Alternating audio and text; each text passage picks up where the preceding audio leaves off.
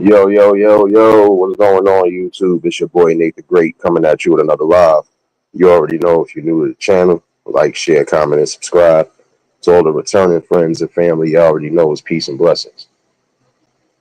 I'm gonna give y'all some time to tune in case these notifications ain't go out.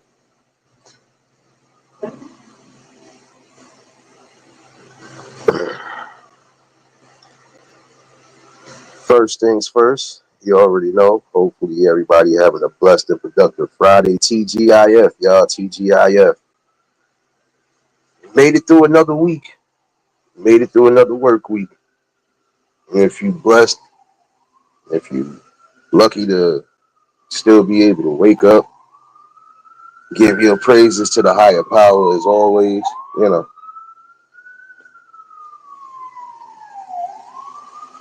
big homie, what's going on? L Blue, baby, what's going on? What's going on? Appreciate y'all. Hope you all y'all keeping yourselves safe. You know, enjoying your Fridays. I had to come and speak to the people real quick.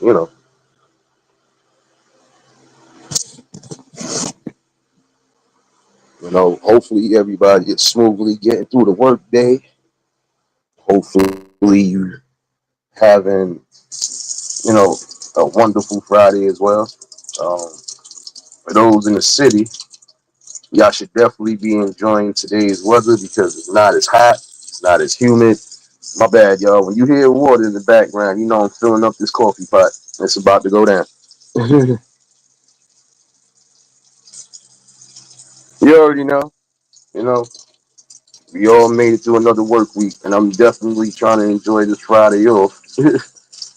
um, but again, for those in the city, this is the time if you're trying to get out and about, you can actually get out and about and enjoy it.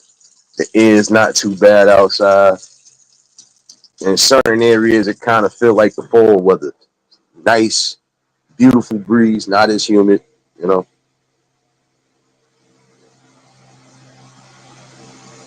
Wow, I didn't even know that neither. Wow. R.I.P. My brother Yak. Yak, Chicago's finest. For those that might know, good brother right there. Definitely a good brother. Always stood his ground and always had something enlightening to say. Good people, y'all. R.I.P. R.I.P. to my good brother, man.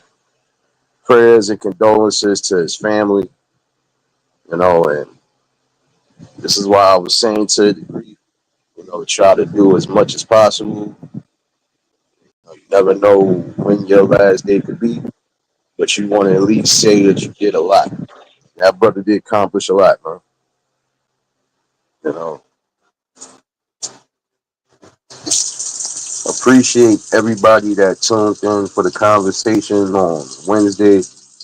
Definitely was a great conversation at hand. You know, oh, and apologies to those who came into the chat and I might not have said nothing. Apparently, I had to reboot and reset the the chat so I could see everybody that came in. But shout out to everybody that popped in for the conversation and appreciate everybody that popped in for the music as well. Um, yeah, just those that missed the replay, definitely catch the replay. Um, Today, hold on, before I get crazy, So I know my mouth. I want to cover a couple little things today, minor shit, but things that I feel I want to discuss because I feel these discussions will get to some form of a positive, a positive place, or at least try to answer some of the questions that we know for a fact, you know, answer some of the questions that we've been asking for a minute. But again, for those that missed Wednesday's episode, you definitely catch the replay. I want to speak on this first before I get anywhere else. First things first, I do want to say to Some of the young women out there, especially my melanated sisters, I got a question. The question is, why do some of y'all put yourselves in predicaments? Or why do some of y'all just follow things just because? Starting to notice again, I spoke about this a long time ago, but I'm going to speak about it again. You got some of you older women and some of you younger women who are not taking pride in yourself. And when I say not taking pride in yourself, here's what I mean. There's some of you who know it could be a emergency situation, and instead of you presenting yourself as such, you presenting yourself like you just woke up out of bed. Now, even if it's doing the simplest thing like going to the store, or just doing whatever your normal morning routines or whatever the case is, there's some of y'all who will walk up and down the streets all day, bonnets and pajamas.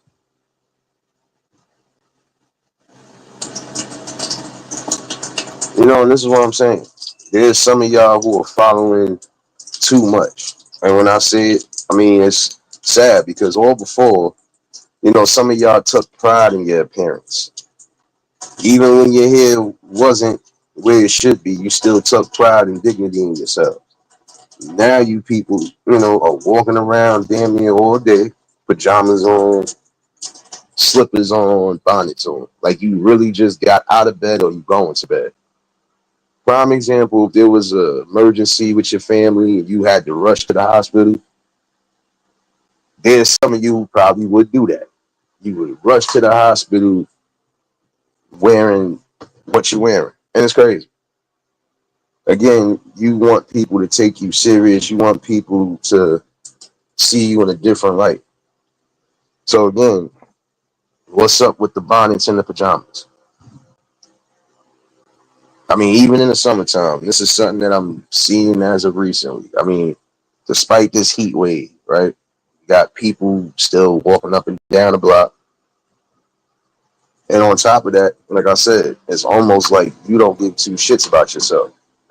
Maybe that's just my opinion on it.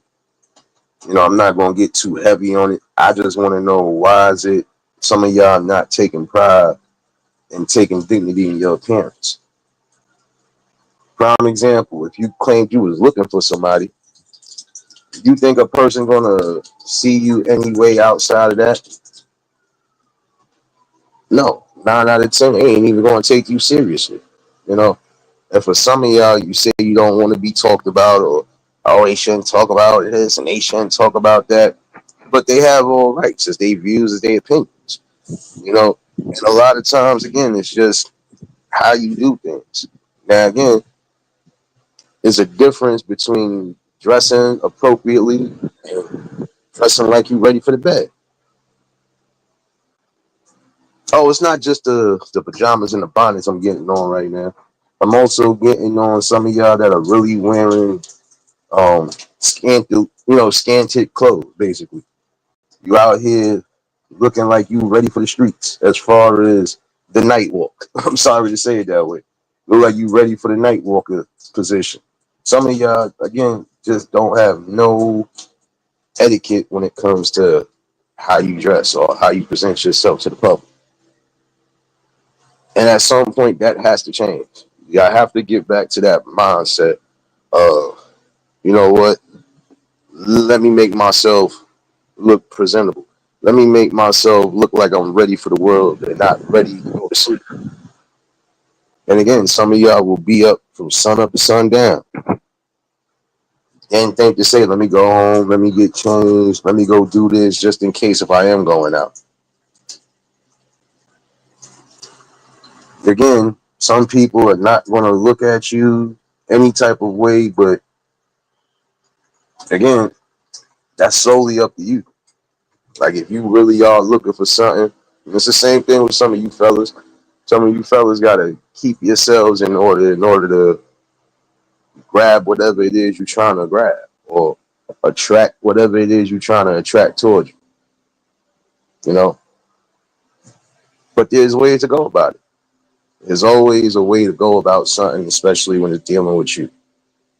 And If you honestly don't care about yourself, you're gonna start dressing any old type of way, and it's again about taking self dignity and just putting pride into what you do. And I think it's necessary again. But my young melanated sisters, even some of my older melanated sisters, it's time. It's time for y'all to change the perspective, and definitely time for you to change the mindset. You know, if you really are trying to find somebody, they're not gonna look in your direction when you just looking like anything. And in certain instances, the reason why I said get back to dressing properly is because again, you rush into a hospital, prime example, because it could be a family emergency. And the first thing you step in is pajamas, bonnet. You know, some of y'all actually, you know, have great hair. Some of y'all have decent hair. I can understand sometimes you might get a little lazy. Sometimes you just might not feel like doing much. But, if you have long natural hair or even if you got short natural hair, take the time out. Again, take the time out and present yourself better, because that's the first thing. Some people are just going to look at you funny or look at you weird when this is what you're doing, you know. And this is all I'm saying. Some of y'all would be the same ones trying to talk about, oh, I'm looking for this and I'm looking for that. But how you going to find it when you dressing like a child that's ready for bed? That's just my opinion on it. Again, it's about having some morals and standards for yourself. Even if you don't feel your best, you're still supposed to try to look your best, you know. And it's a lot of y'all that you're losing the war right now. Another thing I'm gonna say too, for some of you men and women out here, right? Be mindful on how you get with somebody, because the same way you got with them, you could end up losing them. Here's why I said this, and I'm gonna say this on both ends. If you're dealing with somebody who's still married on paper or still is dealing with this person, you're basically creeping, especially if you know this person is taken, you know this person is still dealing with somebody. Don't expect to keep them, because guess what? You could lose them the same way. James, what's going on, my guy? A decent man about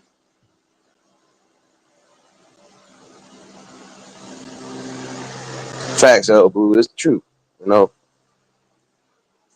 any person with a good head on their shoulders and somebody who's about something, they ain't gonna look at any other direction. Now, I'm sorry, some of you ladies think that the way you present yourself is the way you're gonna get somebody, but you're gonna end up getting all the wrong type of things you don't want. Like again, for you fellas and you ladies out there, if you're dealing with somebody that you know is still with somebody, expect to go through that same trial and tribulation somewhere down the road. It might not be right now, but expect to go down that same road. Angela, baby, I ain't even peep. You come in. Who else popped up in here? My bad. I'm over here in my zone. My bad, y'all. For those that just tuned in, make sure y'all hit that like button. But yeah, prime example. You dealing with a man that's still married, got kids with that person and all. Even if they are going through something, even if they are in the middle of a separation or possible divorce, you should take protocols the right way. Don't deal with somebody until you know they are fully, until they fully sing, until they are fully, you know, divorced. And again, don't expect but so much. Even if that man does decide, or even if that woman does decide they're going to move on with you, you still got to go about things the proper way, you know. And that's the best way to do it, you know. Wait until that person is fully available, not when they half available or not available at all. Because see, some of y'all are following certain trends, y'all following certain things, you're following the wrong type of advice. But those wrong type of advices you're following is going to be a downfall. Fellas, if you know a woman is married or quote unquote separated, which I still don't believe that. Because if you were separated, that means you know went through the proper protocols of divorce. You're not dealing with that person on that level no more. You're free to move forward with your life. You know, but in other words, if it ain't worth it, it ain't worth it. Don't put yourself in that position. Because guess what? Like I said, the same way you got that person is the same way you could lose that person.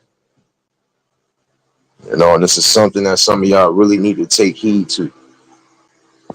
Because when it's all said and done, you the one gonna be left holding the bag. You really are. Hold on 1 second. Where's my coffee? My bad, y'all. I'm trying to fully wake up. Definitely had some good sleep. It was a busy work night, but not too busy. Glad that it rained and did what it did, because this had to have been the quietest day, or this had to have been the quietest worship I had in a little bit. Yeah, James, get the coffee cups ready. But yeah, you know, prime example. For some of y'all, if you know these people have multiple kids, right? And they still was dealing with somebody. Even if you think you got a thing for them, you gotta use your common sense and logic, you know.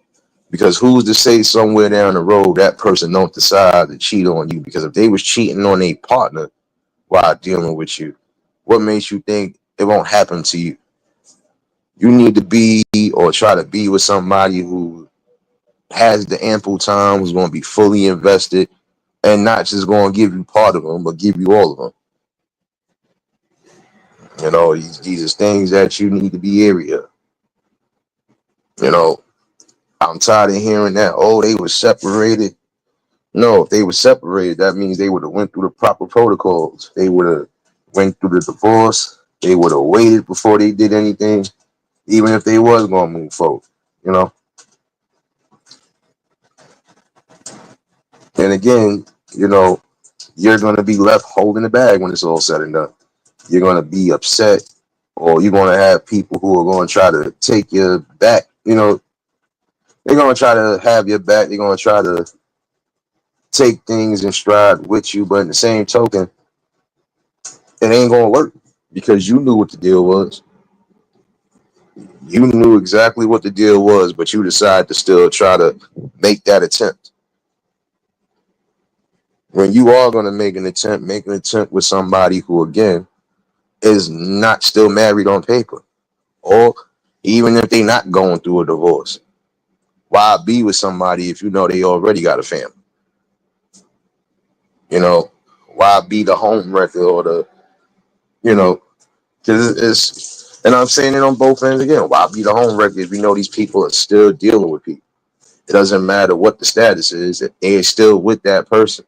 So they're not going to be fully attached to you the way you think they are.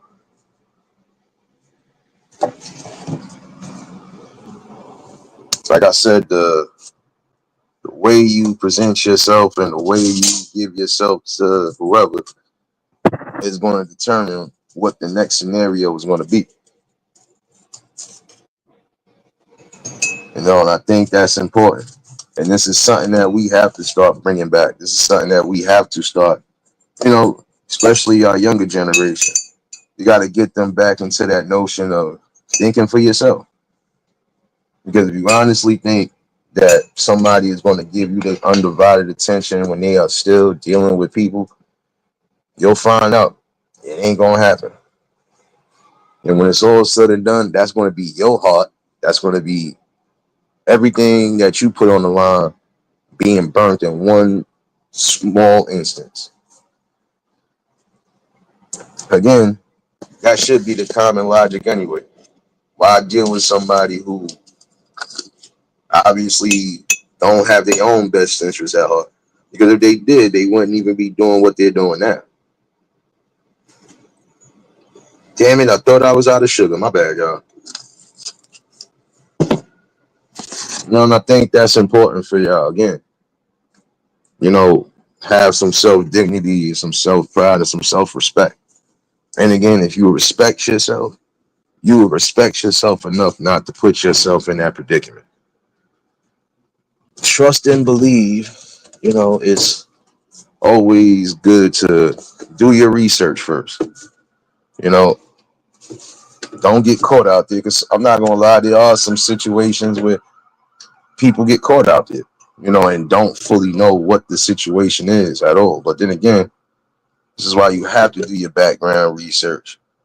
This is why it's always important to ask those important questions so you don't get caught out there. So you don't end up feeling a type of way. And you definitely don't feel like you want to be scorned. I think that's the thing that we're missing. You know, just doing our research when we were supposed to.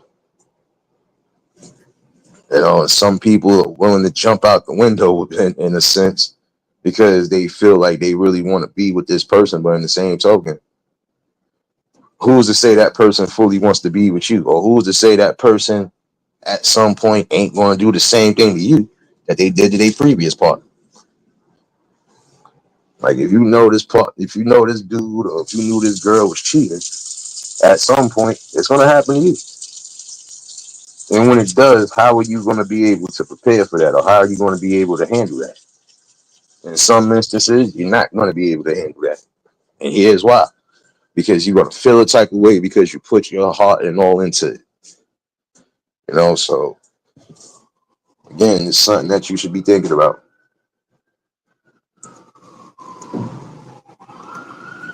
Yes, you could be mad at that person, but you also got to point the finger and be mad at yourself. Because again, it's a difference from not knowing from when you know. Like I said, some people get caught out there because they don't know. But then again, you have to ask questions. Are you married? Are you still married? Do you have kids? Things along those lines you have to ask.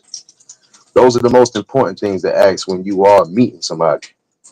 And I'm gonna say that again to my young brothers and sisters. Those are the questions you should be asking. And you have to ask those questions for good reason. Because again, why waste time with somebody that's gonna waste your time?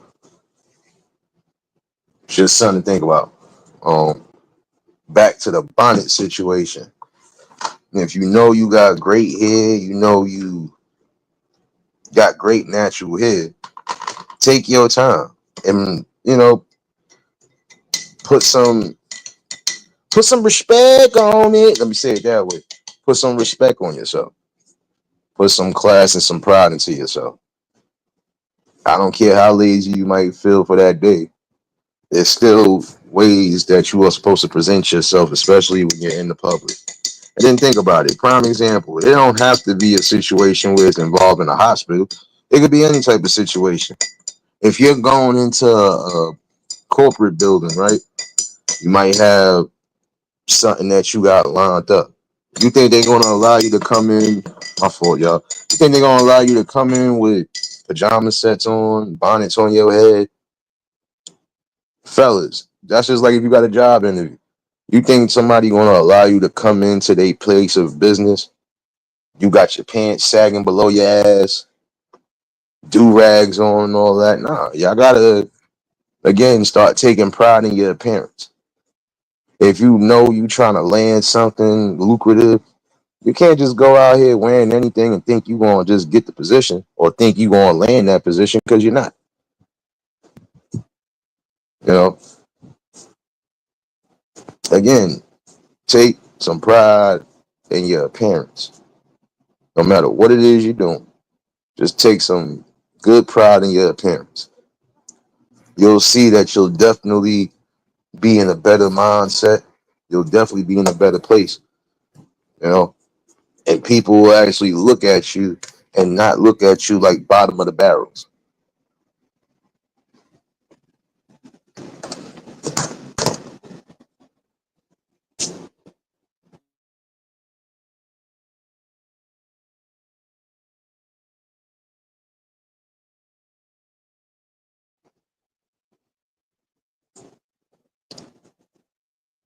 Damn, shit too hot. My bad, y'all. Hold on.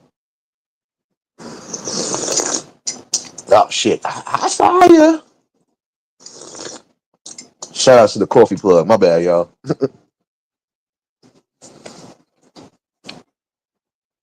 But yeah, it's something to think about.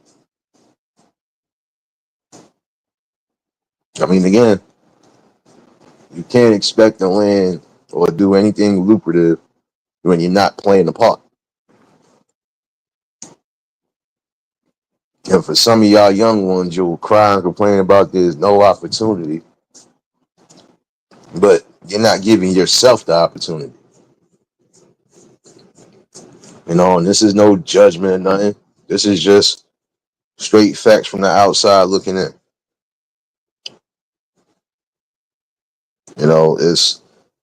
It's either you want it or you don't.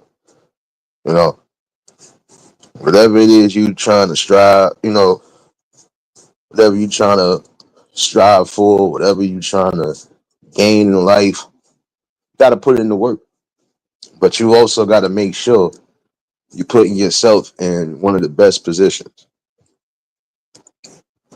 It's important. You know, if you really want, if you really want the employment, if you really want the opportunity, you got to present yourself and be mentally and spiritually ready like you want that opportunity. Even if it's working for yourself, you still got to start somewhere. So once you done started somewhere and now you able to do certain things on your own, you got to keep that motivation going regardless to what. Again, you have to start from somewhere.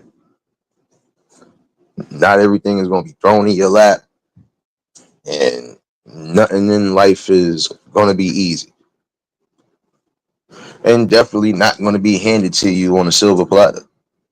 You have to be willing to make the adjustments in your life in order for things in your life to be a little bit better. Like I said, it's almost like when it comes to the people, you lost yourself, you lost your self dignity. You lost your self encouragement. Because the one thing I can say is that, we ain't, we always had that encouragement. We always had that instinct to say, you know what, even if things ain't looking good right now, we're gonna make things better. All right, I might not have gotten this position, but who's to say if I don't keep filling out and doing certain things, I won't get this next position? You know,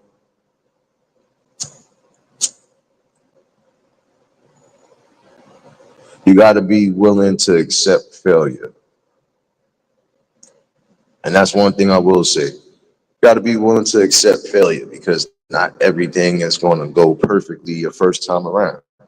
You know, if you're trying to open up a business, like I said before, you take the necessary steps, you do your research, and then you put your foot on the gas. But if you have to stop or if you have to make a pit stop basically and change up a few things in order for this thing to work, then you do so. Again, it's about the time and energy you put into yourself and the time and energy that you put into whatever you're trying to present in your life.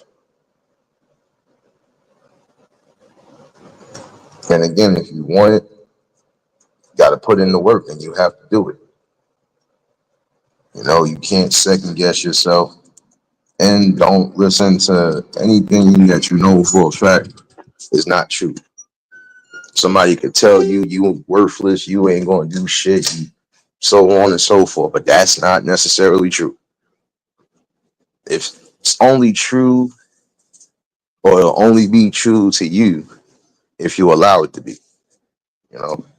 And that's what we got to do, start rebuilding our confidence on all levels, because again, when you have strong, confident people, you get strong, positive results, and no matter what it is they're trying to do. And that's something we need to keep passing along as far as the message towards the younger generation. You are responsible for what you place in your life. You are responsible for the things that happen in your life. We can sit here and point fingers and say, oh, well, this is the reason why, this is the reason why. Okay, that was a reason why. But what's the reason now? You know, just because you fall down, just get back up. Facts, James. You have to. No matter what failures happen, you learn from those failures, you learn from those mistakes, and then you keep pushing forward because life don't stop just because you failed at one thing. Okay, you might not have landed this position in the corporate, in the corporate world, but who's to say you're not going to land a different position in that corporate world? Again, that's solely up to you or how you do things. But again, you have to have some form of self confidence. Start building yourself up from the ground up, basically. If you want the best positive results for life, you got to be willing to do what's necessary, no matter what. And again, don't be scared to fail. I think that's what it is. Some people are scared to fail because they feel the minute they fail, it's over. But it's never over. As long as you still got life in you, as long as you still able to wake up day in and day out, you have an opportunity to do something and better your life. And try to do the best that you can. Because again, you don't know how many days or how many seasons you got on this earth of ours. So, you know, don't ever sit back and waste time not trying. Your biggest failure will be you don't try nothing or try to succeed at anything. That will be your biggest failure, is not putting in any type of work or dedication. Point blank. You know, you have to start remembering you are here for a purpose. Even if you don't know what the purpose is right now, still keep trying to blossom, keep trying to grow. And, again, don't be afraid to learn new things. Don't be afraid to try new things. Don't keep yourself boxed in or closed up, because guess what? You don't know what kind of blessings you might have just missed out on. And I'm not just saying it from a relationship standpoint, I'm saying it from a life experience standpoint. When you keep yourself on defense all day, when you closing off your heart, closing off your spirit to good things, you're going to definitely miss out on good things. The one thing you have to be willing to accept is accept that you're going to go through some traumatic things in life. Accept the fact that you might go through some great positive days in life. You got to just be willing to accept, accept anything that might be lined up for you already. Prime example, you might not have been in the calling for one position, but you could end up getting a call somewhere down the road, and that right there will probably be where you aligned to be at. Again, it's important. Don't close yourself off to new experiences and opportunities. It's important, though. It's definitely important. And again, I want to speak to the young brothers and sisters out there that need to hear this. You know, get away from the toxic situations that are keeping your mind in the negative. The one thing I would tell you is always follow your gut, follow your intuition. And when it feels right, you do it. When it don't feel right, you know to stay away from it. Or you just know how to react to those situations at hand. When you're not taking, when you're not taking things seriously, or when you're not focused on your goals at hand, whatever you did have planned will never come to fruition. Again, you have to put in the footwork. DD baby, you have to be willing to put in the footwork. You definitely have to be ready to go to war, basically, because it's almost like a war. In certain aspects of life, it's a battlefield. You know, you try to get into a good position where you have the advantage and you're able to do what you need to do. But it's not going to happen again if you're not taking pride in yourself, if you're not believing in yourself. You know, what's stopping you from being a greater you? I could give you an answer. It's you. It ain't nobody else. It's you.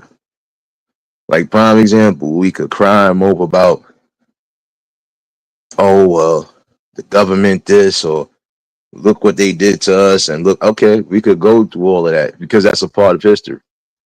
But in the same token, what are you doing to change that history? What are you doing to change that stigma that's being placed? You know. And now I'm speaking again to my melanated folks. How long are we going to keep trying to pass the buck before we actually start taking accountability for our own things, our own actions? You know, again, we're going to go through some downfalls in life, but main thing is picking yourself back up, rebuilding your spirit, you know, and just rebuilding that confidence that you might have lost. And that's the one thing when you're not feeling confident, when you're not feeling strong in whatever it is, you know, you're going to go through all the negative aspects of it. You know, it's critical nowadays to start thinking for yourself and stop allowing everybody else to think for you or try to tell you what you should do. I mean, again, take some advice when needed, but again, it's solely up to you on how you move and how you want to present yourself for life.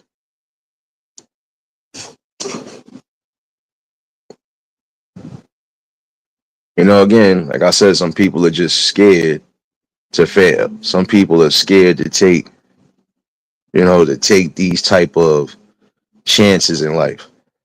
But who's to say you don't take a chance on something and that will be your, you know, that will be your ladder to success. And if you do take a chance and you find out, you know, it ain't all it's cracked up to be, or you find out that it's not going to be the thing for you, you still took that chance. You still took that opportunity. And now you just move from there. You know, again, when you fail, you learn a lot of good life lessons out of it. You know, you take what you learned from that failure and you try to do your best. You know, you try to do your best in your next moves and motivations for life. It's important. It's important to really have yourself balanced all around the board. But you have to build a solid foundation. You have to be willing to say, I'm willing to accept whatever life is throwing at me. And if I gotta throw it back, I'm gonna throw it back. You're not just gonna sit there and let somebody throw something at you. At some point, you gotta dodge that, or at some point, you gotta be willing to catch it and throw it back.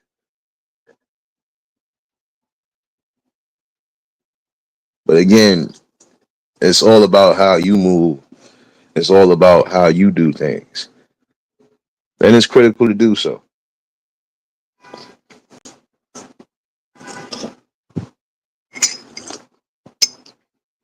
Never sell yourself short. Never let nobody try to look at you as less than, and don't allow none of the negative aspects, or don't allow nothing that you know ain't positive to enter your mindset. The first form of doubt or negativity, it will definitely drive and fuel you in the wrong directions. You know, and it's time for you to start living for yourself, loving yourself, you know, and keeping on encouraging yourself to be great. Why would you sit back and listen to somebody when they tell you something negative that you know is not true? And again, for some of you young folks, you will be, you know, you will feel a type of way and feel stifled as far as your growth is concerned when you actually sit back and listen to the wrong type of advice. I got something else I'm gonna talk about, and I'll probably talk about it this weekend. Um, but also, I would say it doesn't matter if it's friends, family, or close knit people. When you are around people who only want to see something beneficial for themselves and not for you, you got to get away from that. Serious, baby. No doubt, serious, baby. Anita, baby. Appreciate y'all for tuning in. Appreciate y'all for tuning in. But here's a piece of what I was about to talk about, and this goes to some of those parents out there. For some that might be familiar with that show, The Wire, I know I know for some of y'all you might know the show, some of y'all you might not. But for some who are familiar with that show, the sad part about it is that you do have some people out there who are like the boy Naaman's mother. Um, you have some parents, not just the women, but the men too, that will push their children out into the streets because they looking at them as the next meal ticket instead of them trying to get themselves together or trying to just do what's best and do what's right. Sad part about it is when you push your kid into the wrong direction or you push your kid into that type of field, it never ends well. To be quite honest, some of your children are not built to be out in them streets. And that's something you should really take, take interest into. Making sure that your kid don't lead into that direction of the streets. If anything, you want to try to encourage them and try to push them towards something greater. Don't just look at them as your next meal ticket or your escape. But I'm gonna talk about that on another day. Because sad enough, there are some parents out there who are doing that. You're bringing kids into the world and then you're pushing them into the streets because you don't want to take responsibility. You want the easy way out. There's never going to be an easy way out in life. You're going to have to go through specific processes and everything else before anything, you know. But again, you want to push them to be better and not be worse. But I'm going to have that conversation on another live. Another thing I am going to ask, and this is solely for my melanated brothers and sisters. Do y'all feel that black on black crime? I hate to say it that way because it sounds crazy, but I'm just going to say it the way you always hear it. Do y'all consider black on black crime a hate crime? And if it is considered a hate crime, how do you feel? How do you feel we should deal with those situations at hand? In my opinion, and just from what I've seen throughout the course of the time I've been here, black on black crime is not just a hate crime. It's self hate. It's self hate because, again, you are showing the people, showing the world around you outside of your community that you can't stay unified for nothing. You're quick to try to take each other's lives. You're quick to try to downplay each other. You're quick to try to sabotage and destroy each other. But where's that energy at for our real enemies? And that's something that you got to think about. It's still a hate crime regardless, but it's just showing that it's self hate and it's seething through the surface. For those who are in here from the community, that question is asked again. Do you believe black on black crime is a hate crime? And how do we try to rectify that type of crime? It has to be self-hate because again, if you can't think to say I could unite with my brother or my sister on something good and we could try to get to a better place, then what does that say about you overall?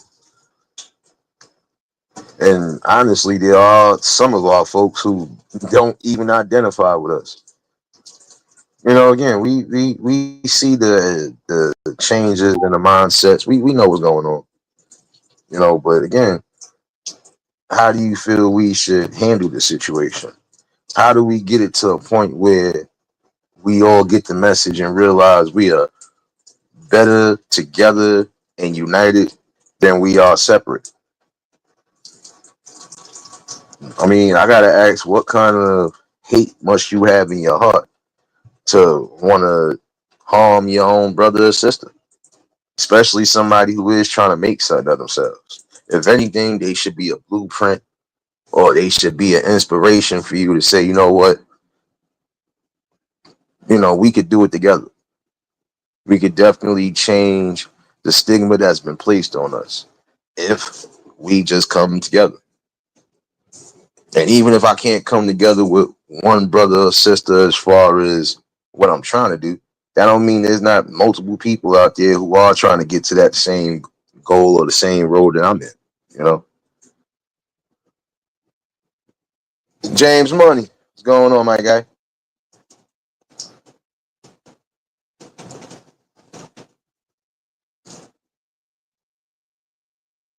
But that's question for the day.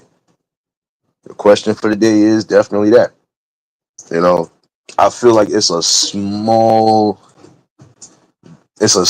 situation, but it's also a major situation because we got to get to that understanding, or we have to get to an answer on why is it you would have hate in your heart for yourself and for your own community.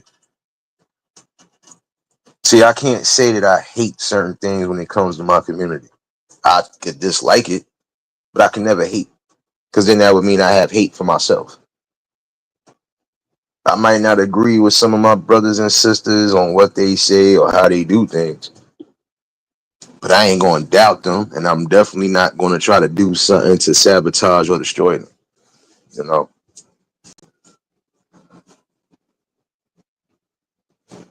and I think some of that hate or some of that self hate is coming from within only because, again, you're not adequate in how your life is presented. You're not feeling a type of way because you're not in a certain position.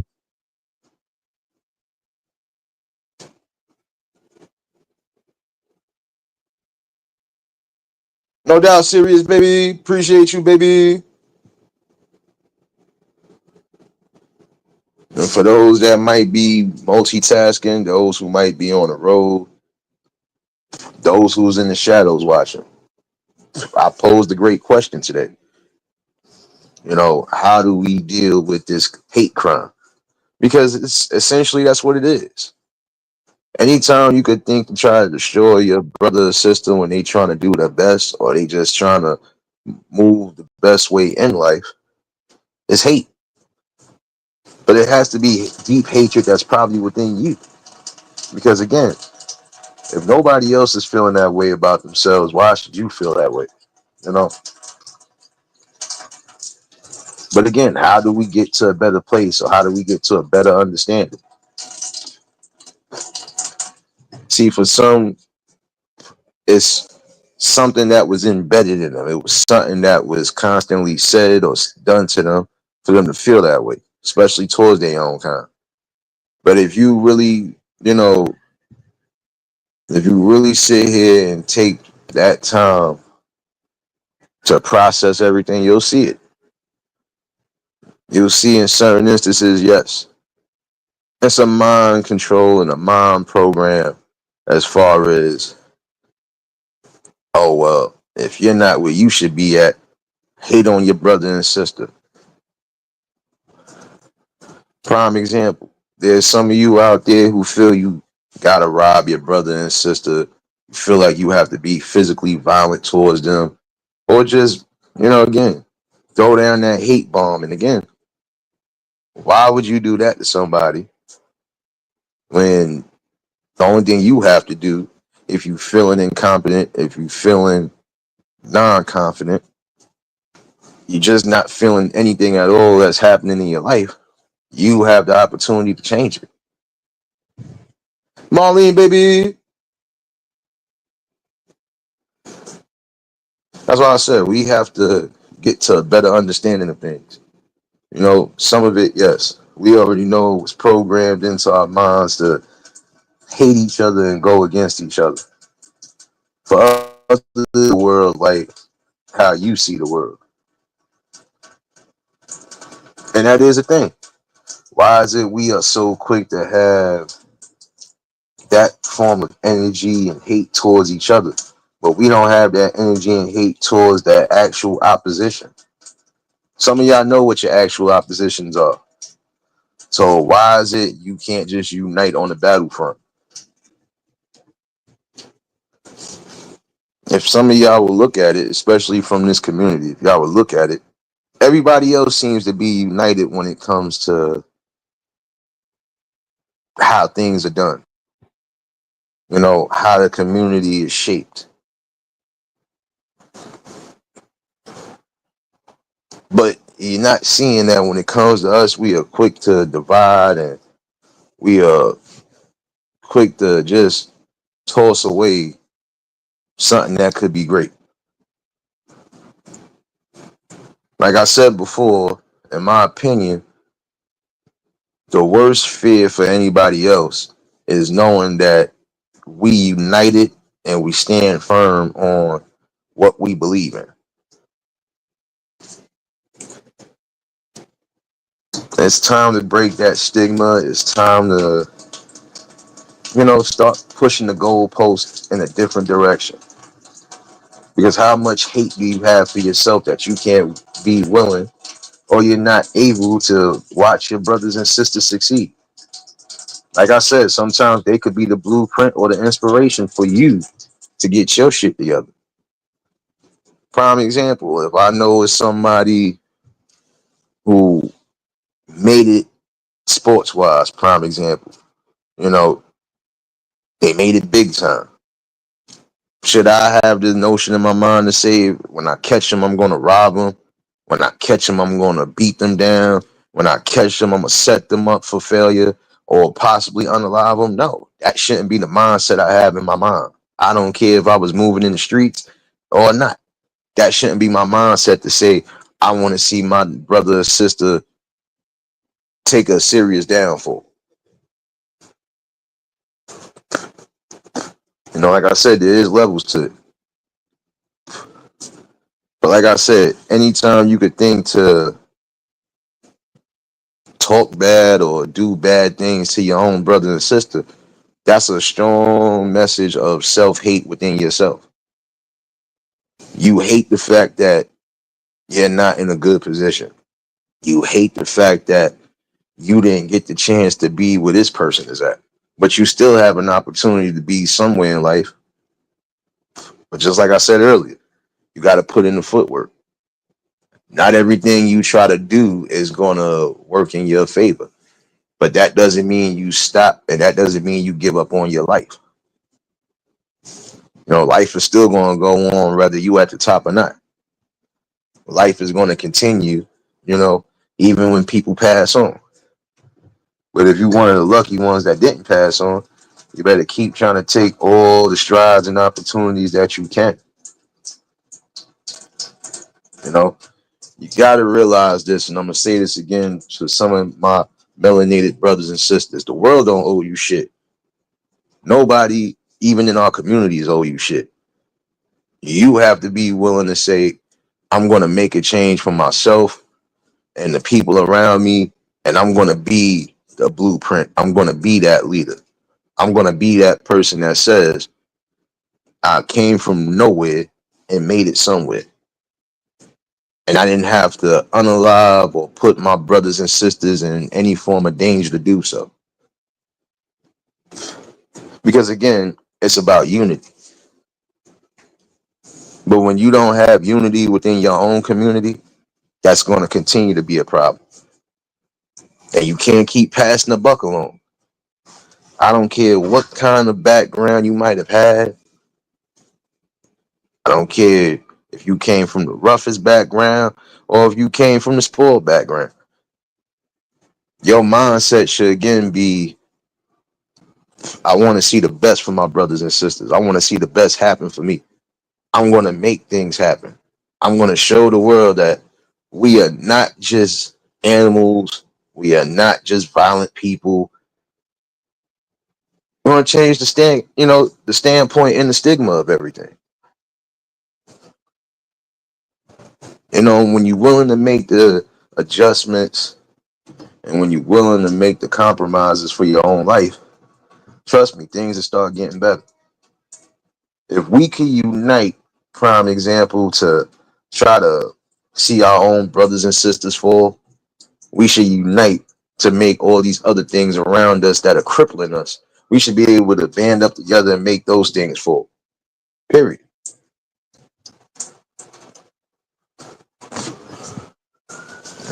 Some people say it's a curse. Some people say it's generational. In my opinion, it's not so much as generational.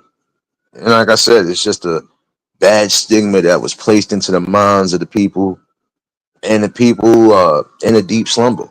It's like once they got that notion of you can't do this, you can't make this happen,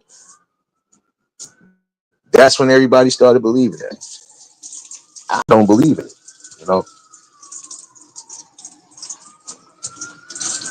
You know, again, I don't have to do certain things to make you feel less than. And some of y'all will do that. Again, I know people personally. My bad, y'all. James, what you done did, man? It was quiet till just now. What you done did? What you done did? But think about it.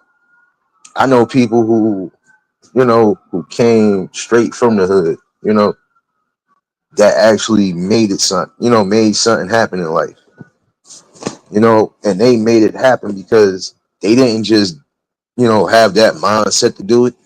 They had great support and motivation, not just from the parents, but from the people around them, good friends,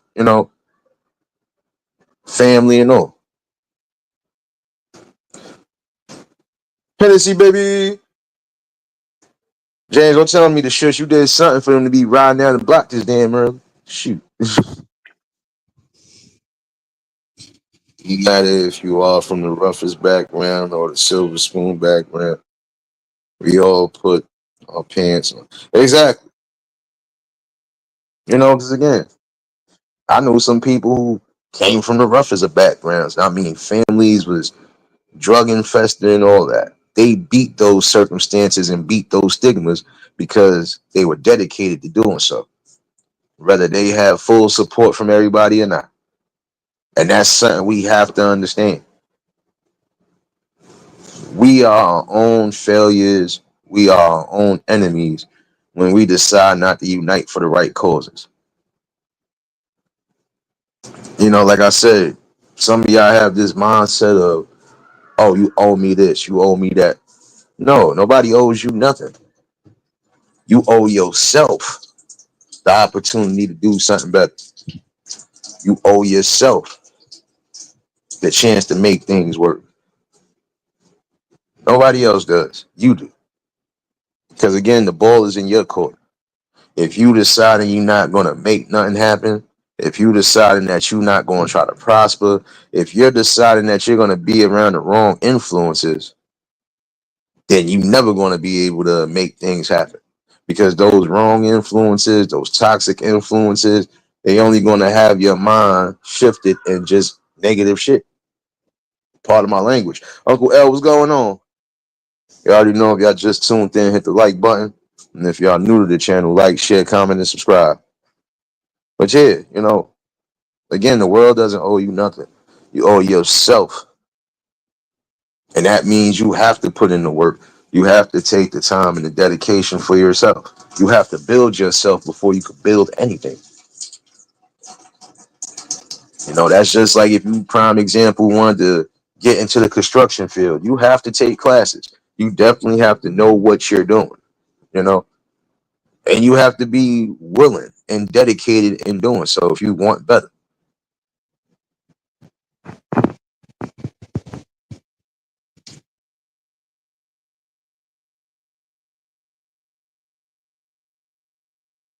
Exactly, L Blue, and that is the truth. That's because again, the stigma that was placed on us and the toxic behavior that's around us. Because yeah, we've had some bad in our community. I'm not saying that we haven't. I'm not saying everything was all peaches and cream. No, we've had our people who disagreed with each other, but it was never to a point where we was disrespecting and almost ready to unalive each other because of it.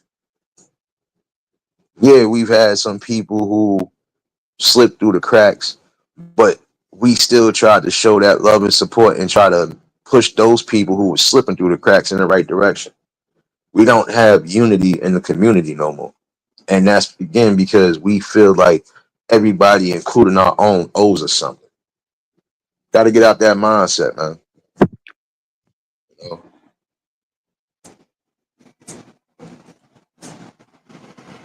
Exactly, Hennessy. Ain't nobody coming, and that's what people fail to realize. Not everybody is coming to your rescue. Sometimes you have to come to your own rescue. But you can't think that the world owes you everything when you're not doing anything of worth. I'm sorry. In order for you to get to a better and a balanced place in life, you have to put in the work. You have to be dedicated and orientated to doing something.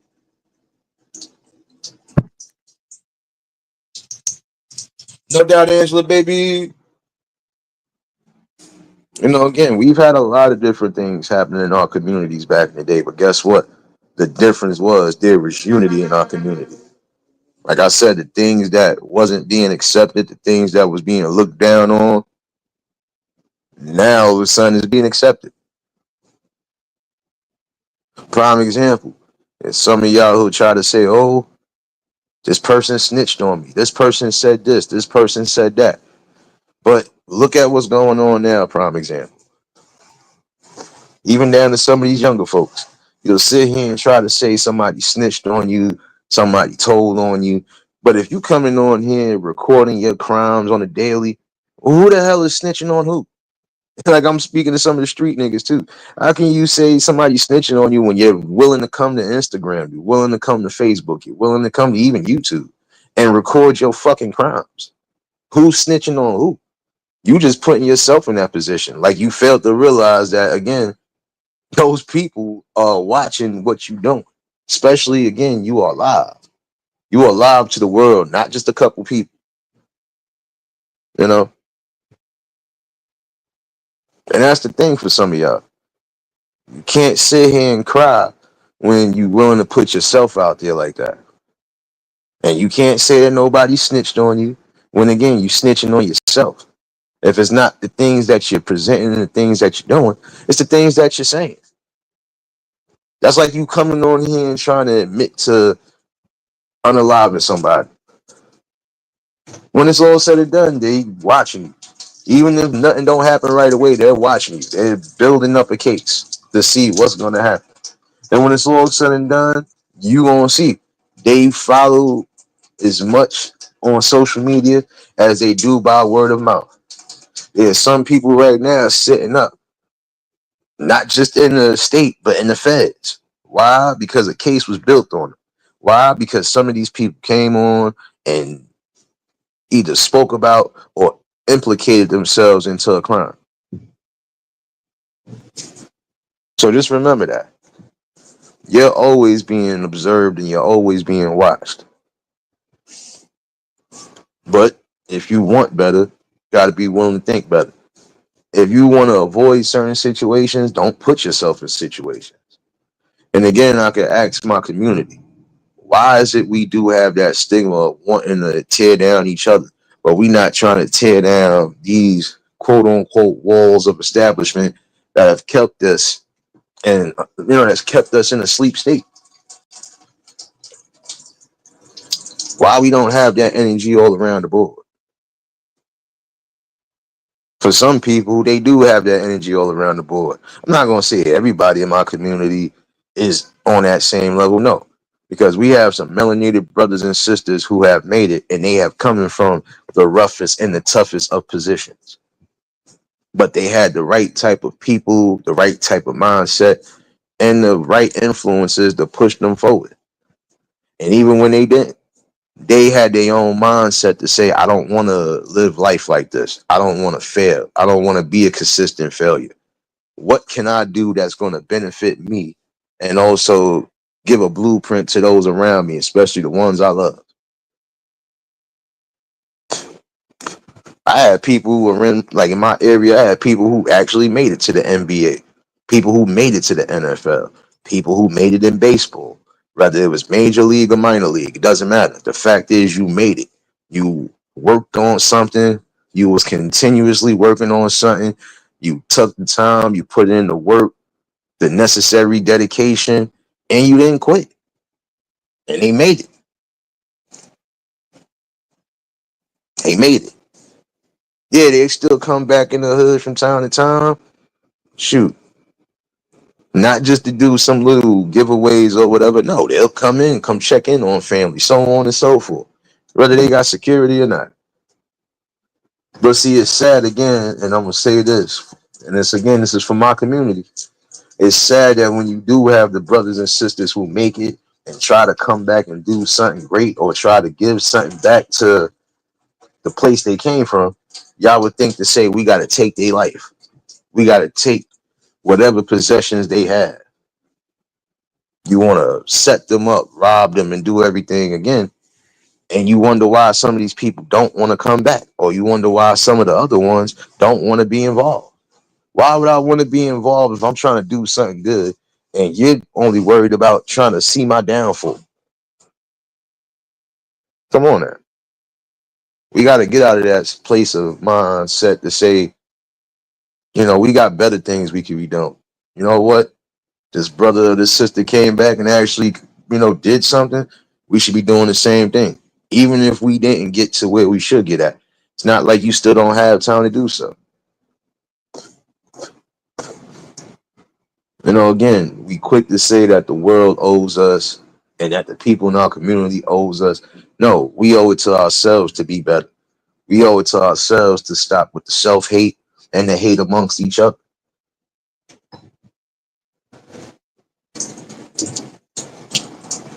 I'm sorry, but I might sound a little disorientated right now, but I'm being real though, because this is a question I had to pose to the people today. How are we gonna ever break free from this stigma? How are we ever gonna break free from those chains of oppression when we keep oppressing each other? When we keep destroying each other? When we keep disrespecting each other? When you're going against the grain, again, it's showing that you have self-hate within your own.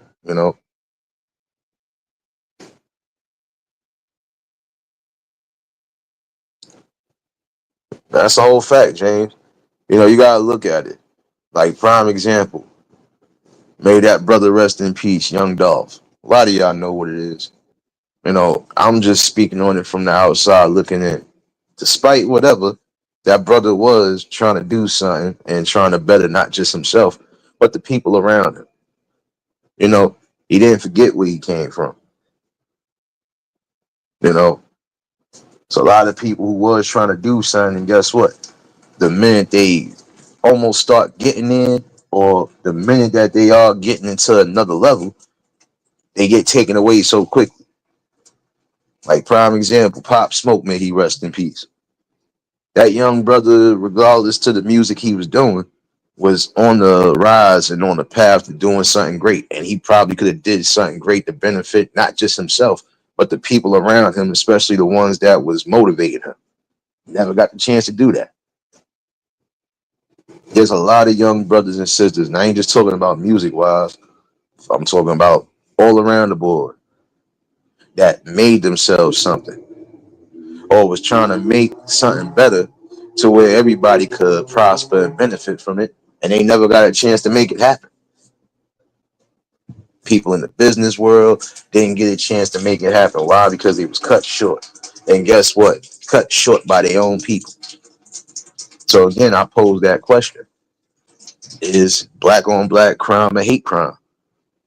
And if it is a hate crime to some of y'all, how do you think we should change that? How do you think we should move past that? How do you think we should handle those type of situations right there? Like I said, at some point, got to start being more unified. And the one thing to remember, it's easy to take a life. It's not easy to bring one back. Forget easy. You can't bring one back. Got to start with this mindset of, oh, well, they got to go. They got to go. They got to go. Got to start with that mindset of scheming and scamming. Prime example, if you unalive somebody for a chain, prime example, that person's chain was worth $50,000. You just unalive this person. Or even if you didn't, you might have robbed this person. If this person has insurance and everything else on it, you basically walking around with a chain that you can't get rid of. Why? Because again, the minute you decide to bring it to any type of shop, they're gonna read whatever, they're gonna look up whatever, and they're gonna see that, oh, this jewelry hot. So what's the purpose? Most you could probably do is try to melt it down. But then again, you're not gaining nothing. You know how you gain certain things? By getting out there and putting in the work. Stop thinking that you're going to just sit on your asses and just let things fall in your lap. No, you have to get out there, find what works for you in life, and then put that necessary time and dedication into doing it.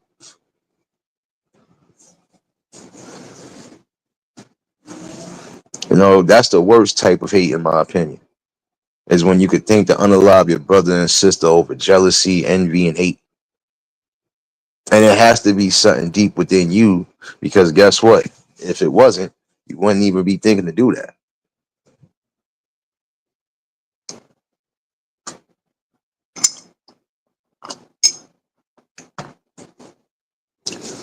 You know, it's sounding like it's a small thing, but it's not. The small conversation I'm having is a conversation that's needed all around the board. Why? Because again, we got to get to a better place. And how are we going to get to a better place when we still have the same mindset of not seeing ourselves elevate, not seeing the people around us elevate? And again, we got those who really are doing what they're supposed to be doing. You know, and it's all around the board. You know, and again, it's respected. But that's the one thing I believe will get us back to that unity stage, is respecting yourselves and respecting those around you. I think that's important. Again, learning how to respect yourself and respect others around you. When you get to that stage, I think it'll be a lot better. It'll be more balanced out, basically.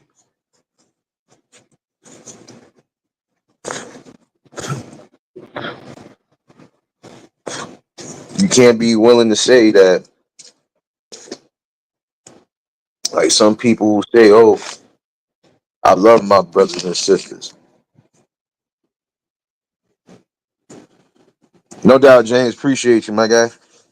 I ain't gonna be too long on here neither, cause for those following me on Clapper, I'm making a grand appearance today.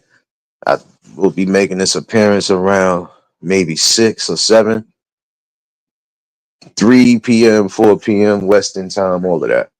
Um,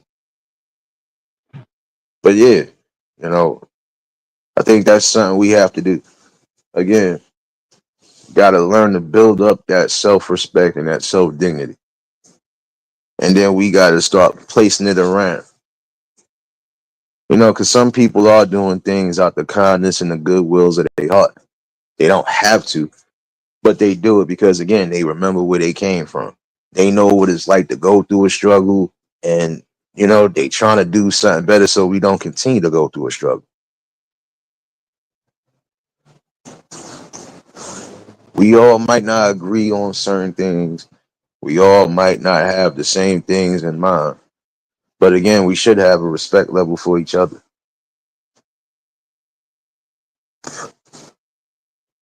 But again, you got to ask yourself, what is it that you see?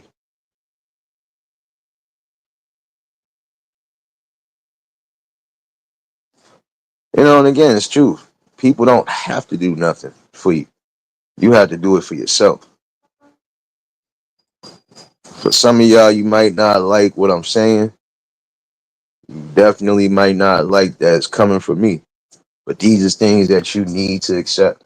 These are things that you need to take into consideration. We are always going to be our own enemies and downfalls when we're not trying to unite for the right things and the right causes. And again, the systematic breakdown of everything is again, how do we expect things to change, especially for our future generations, when we are killing off the things that could be prosperous? Like I was saying the other week, when that girl got unalived by that other teen girl. We don't know what that girl could have been.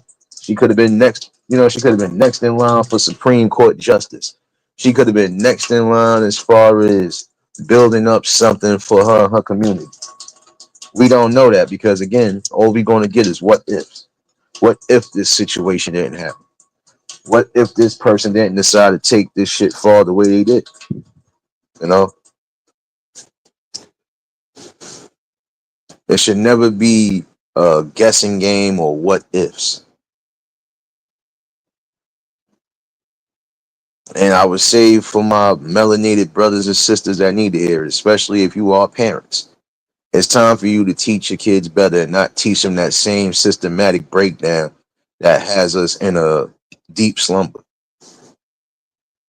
Teach them that they could be anything they want to be as long as they put their mind to it. As long as they are dedicated, as long as they are willing to put in the time and put in the efforts. And again, just do the work. You know, how they say it, you can't go just by faith alone. You got to put in that work.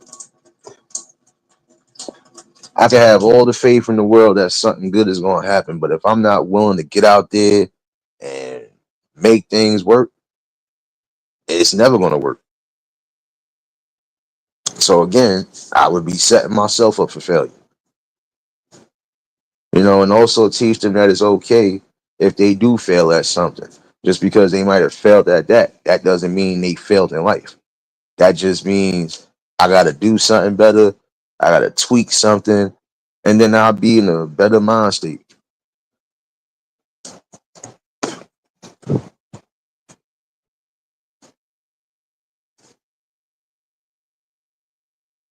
I think that it is necessary to start removing this stigma that's been placed upon our community.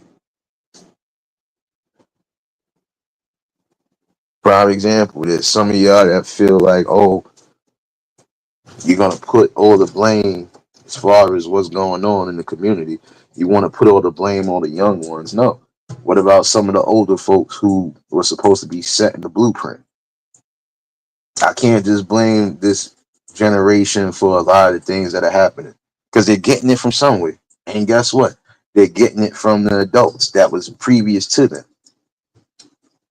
Not saying all, but they are getting it from some of them. So I can't put all the blame and everything else on the young ones when it comes to the destruction in our community. No, you got to blame some of the elders and some of the adults. Because again, if you're not willing to do what's necessary, if you're not willing to take the time out of your day to try to help somebody who's trying to get somewhere, what do you expect to happen? Basically, some of y'all have pushed these young ones into that street life or pushed them into a life where all they see is dark clouds and negativity.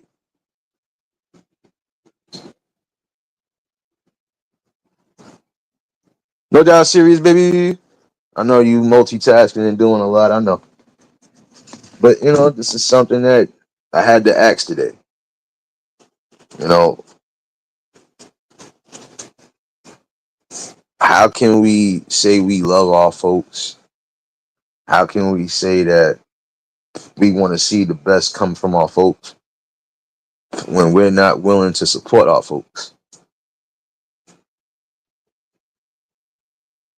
Just a serious question for today. How do we eliminate the quote unquote hate crime when it comes to us? We got to eliminate the self hate.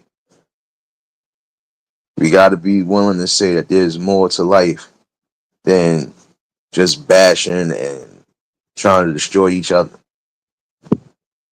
We should be trying to stand together and break down and destroy the things that have been keeping us separated for the longest.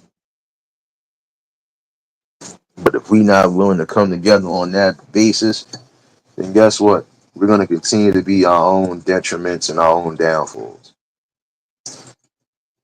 Prime example, I'm going to say this to some degree. It's sad when you have the brothers hating on each other for no reason, and it's sad when you have the sisters doing the same exact thing. You know, again, we got to be willing to build that wall and stand firm when we build it. We want a wall of success. We want a better outcome for the situation.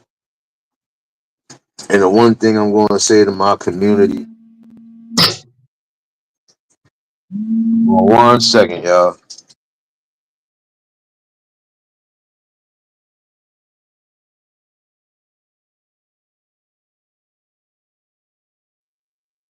Yeah, my bad, y'all. You know, I said I wasn't going to keep y'all butt so long. But, yeah, this is my overall thing. My fault. I kind of got lost in the sauce real quick. I don't know why I'm getting this call for, and I'm not working today, but okay. Uh, but yeah, we have to be willing to break out of this mindset. To be quite honest, it's chains and whips, and it is.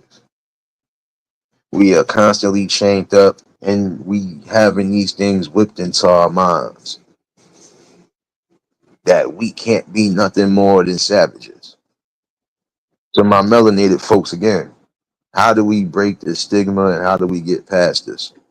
And how do we get to a better place of understanding, enlightenment, unity, and how do we destroy these things that again have put us in this dark position? It starts from the older generation coming down to the younger generation. Like I said, we willing to sit here and band up to destroy each other while we can't band up and destroy the things that are making us worse. While we can't destroy the things that we feel are a downfall in our community. Just a question that need to be asked for today. And even for those that's in the shadows, those catching the replay, again, hopefully y'all getting something out of it, you know. And hopefully this is being shared out. Because I feel that's a question that nobody is really asking. And even if it is being asked, it's being asked in a different way. But it doesn't matter which way it's being asked. The question is still being asked though. How do we get to a better understanding of life? How do we get to a better place where we can start unifying? Because if you have hate for another brother or sister because of their goals or their achievements, then you have self-hate for yourself. You might not be in a position where you feel like you should be at right now, but that doesn't mean you can't get into that position. Again, you got to be willing to do what's necessary and also have that support all around the board, you know.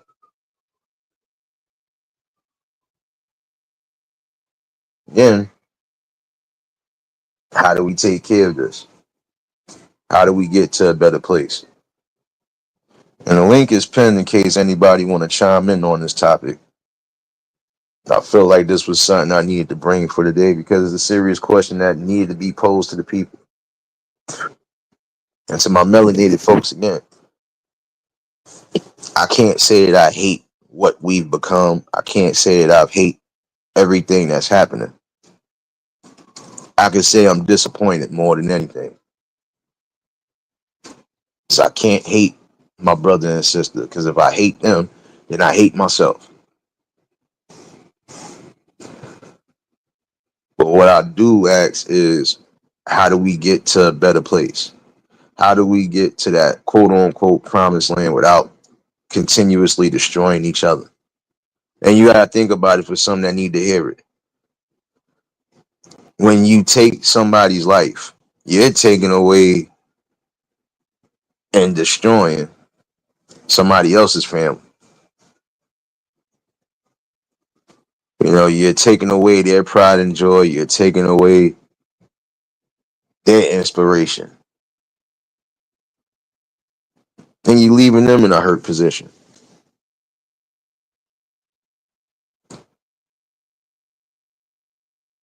Like I said, it's not easy to build, but it's easy to destroy.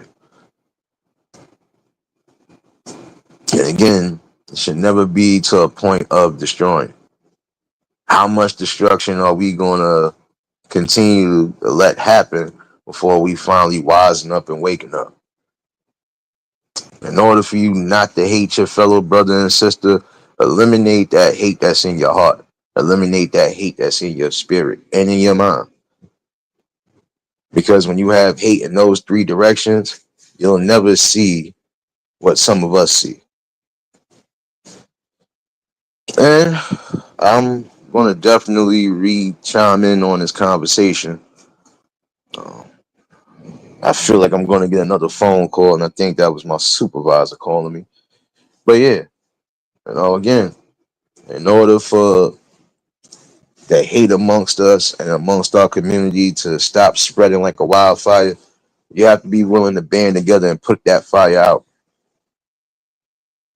And that's why it's important again to have these type of talks and conversations. It's definitely needed. You know, again, for those that are following me on Clapper, I should be back around 6, 7 o'clock the latest. Let me figure out what the hell is going on before I get another phone call. But you know, again, this is a topic that was needed today. And again, that is the question. How do we eliminate self-hate? In my opinion, the way you eliminate self-hate is, again, you have to build yourself up.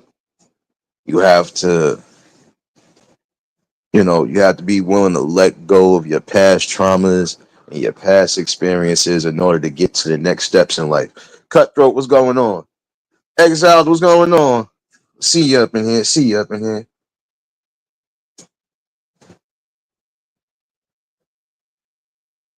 And again, for those who might be familiar, another RIP to my good brother Yax, Chicago's finest. Found out the brother passed away, and definitely was a good brother on here. Definitely, like I said, had some great messages. Always had some great conversation. Spoke his mind and didn't back down, and that's what a lot of us have to do: speak our minds and not back down from certain scenarios and situations. And again, condolences to his family. Shoot, I found out that we lost some great people that was actually coming through here, this little community right here. We've lost some great ones. Again, R.I.P. True LES, R.I.P. Papa Will. Lost some real great people, and these people was definitely, influential. Real spill, baby. Bronze, what's going on? And that's what I'm saying. You be surprised who you meet. Prime example, I run through a lot of different communities. There's still a lot of communities I haven't gone through yet, but I've met some great people throughout these different parts of of YouTube.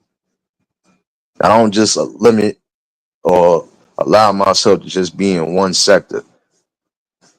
But then again, I never came from a sector. I didn't even know they existed. I just came in with the same notion like I did when I was doing things on Facebook. I just came on this app to spread some good messages, have some good conversations, and just wake up the minds. That's all I'm saying. We had some great people, and I've met some great people along this line. You know, and it hits different, especially again when you thinking everything is good. I'm gonna see my brother and sister, or I'm gonna speak to my brother and sister, and it don't happen.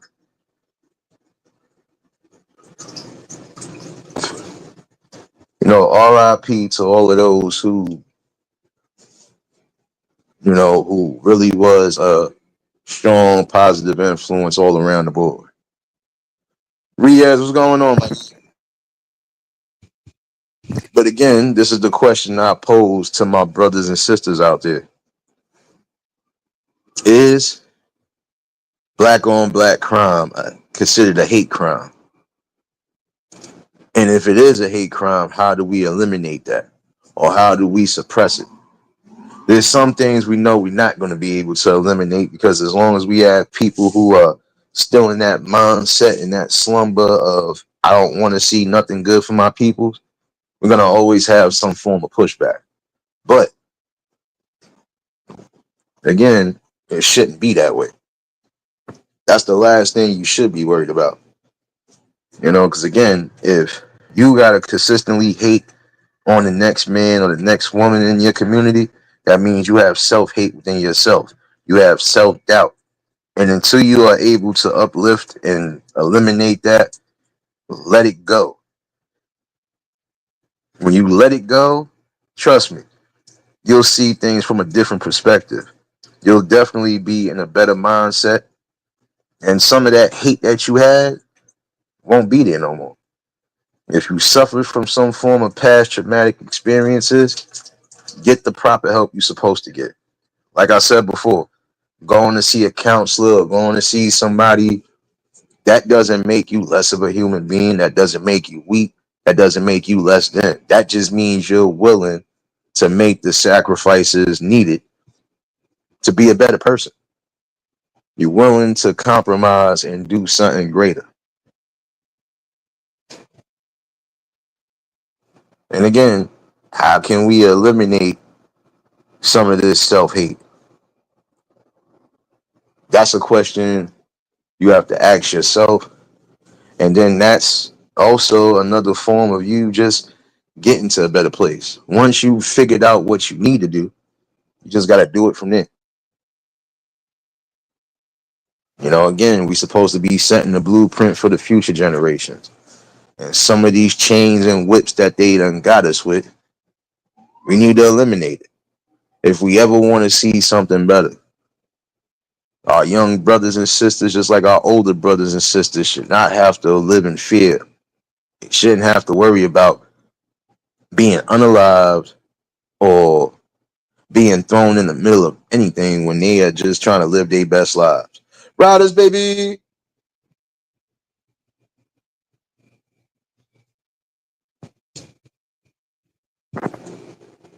There's a question that need to be posed. Like I said in the beginning of this live, it was just something like, it was something for my young brothers and sisters. But I would say this again for my young sisters out there, some of y'all that need to hear this. This is not hate. This is not judgment. This is just, a visual. Y'all have to have some pride and dignity in how you dress and how you put yourself out there in the world. If you want something greater, you got to think greater. Point blank, man.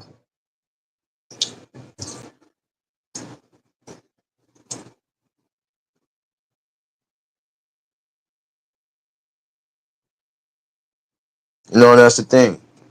When you sit here and think about it, yes, black on black crime, yeah, it is a hate crime. But it's not just so much as a crime, period.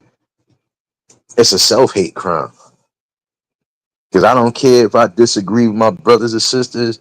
I don't care about none of that. You'll never hear me or you'll never see me in particular trying to clap you, basically. You won't see me trying to unalive you. You won't see me trying to set you up for failure. No, I can just keep it moving. I can disagree with you without being disrespectful. I could disagree with you without taking it a certain way. I don't take things personal. And I think some of the problem is we take things too personal.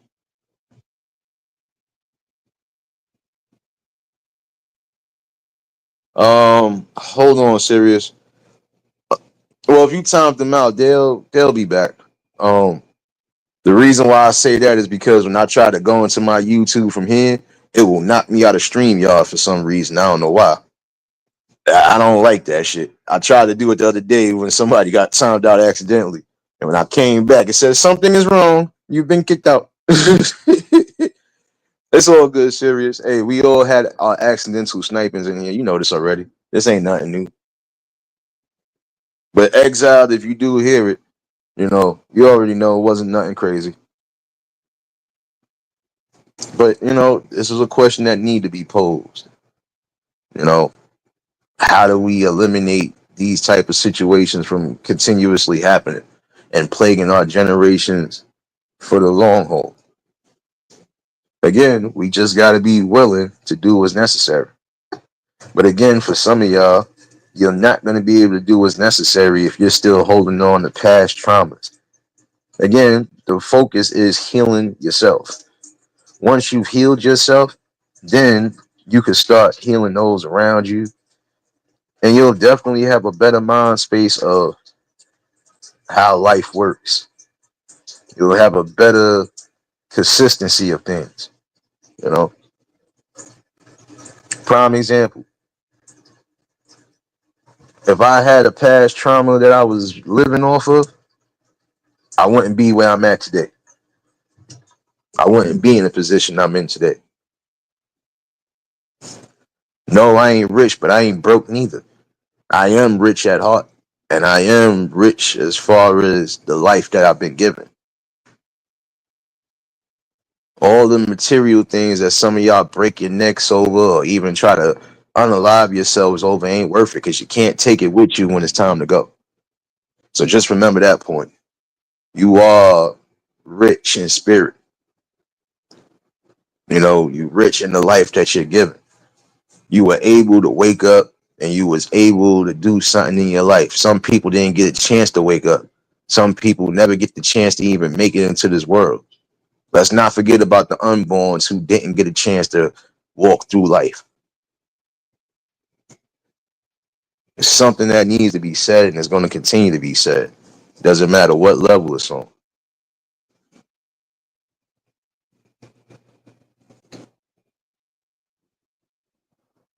But in order for the future generations to benefit off of something great, we got to eliminate the self-hate and the self-doubt.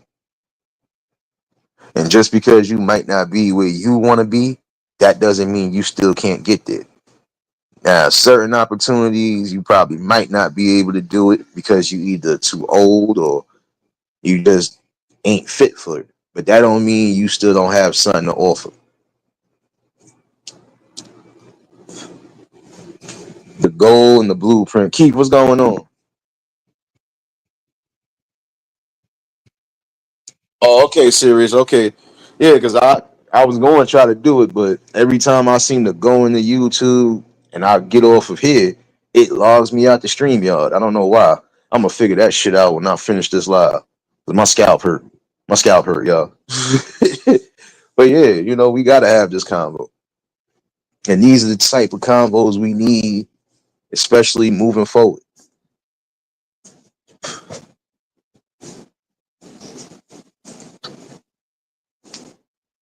And that's what I'm saying.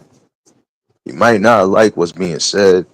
You might not like the fact I'm the one that's saying it, but these are the things that you really need to accept. Accept what I said today. Accept the fact that I literally feel that this is how we could break the chains of oppression, the systematic changes that have been thrown onto us. Hold on one second. Oh, shoot, I didn't even see that. Hold on, Riders. Hold on. Riders, baby. Yo yo, what up?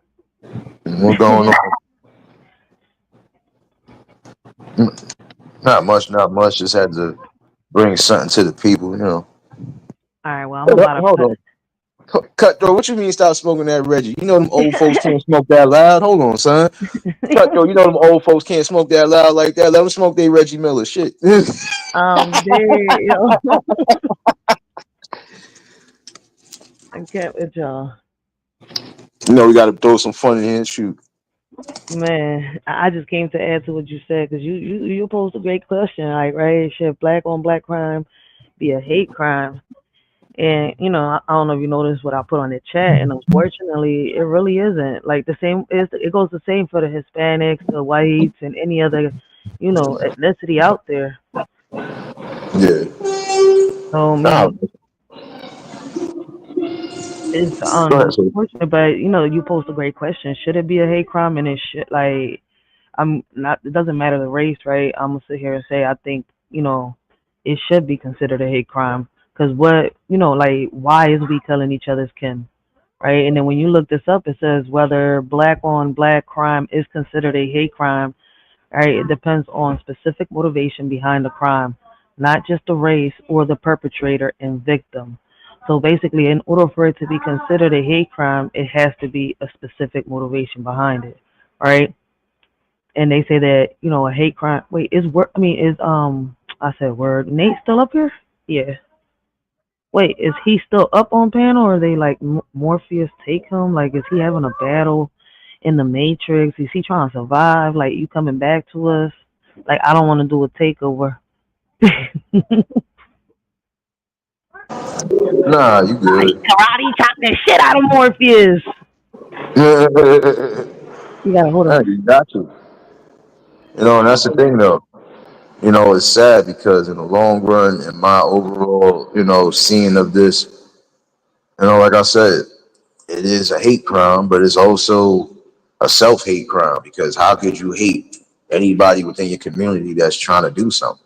How can you hate on somebody who has actually taken the steps in their life to make their life great? When you do that, you stifling your own growth. If you're taking your own energy to try to downplay and try to destroy somebody else, what would you have done when it's all said and done? What are you, you know, and let's say if you were successful in taking that person down, what else is there to do then? You might have taken down one person, but it's not going to be easy trying to take down everybody. So again, get back into that motion of, just healing yourself and getting yourself in the right position. That's all. That's some facts right there.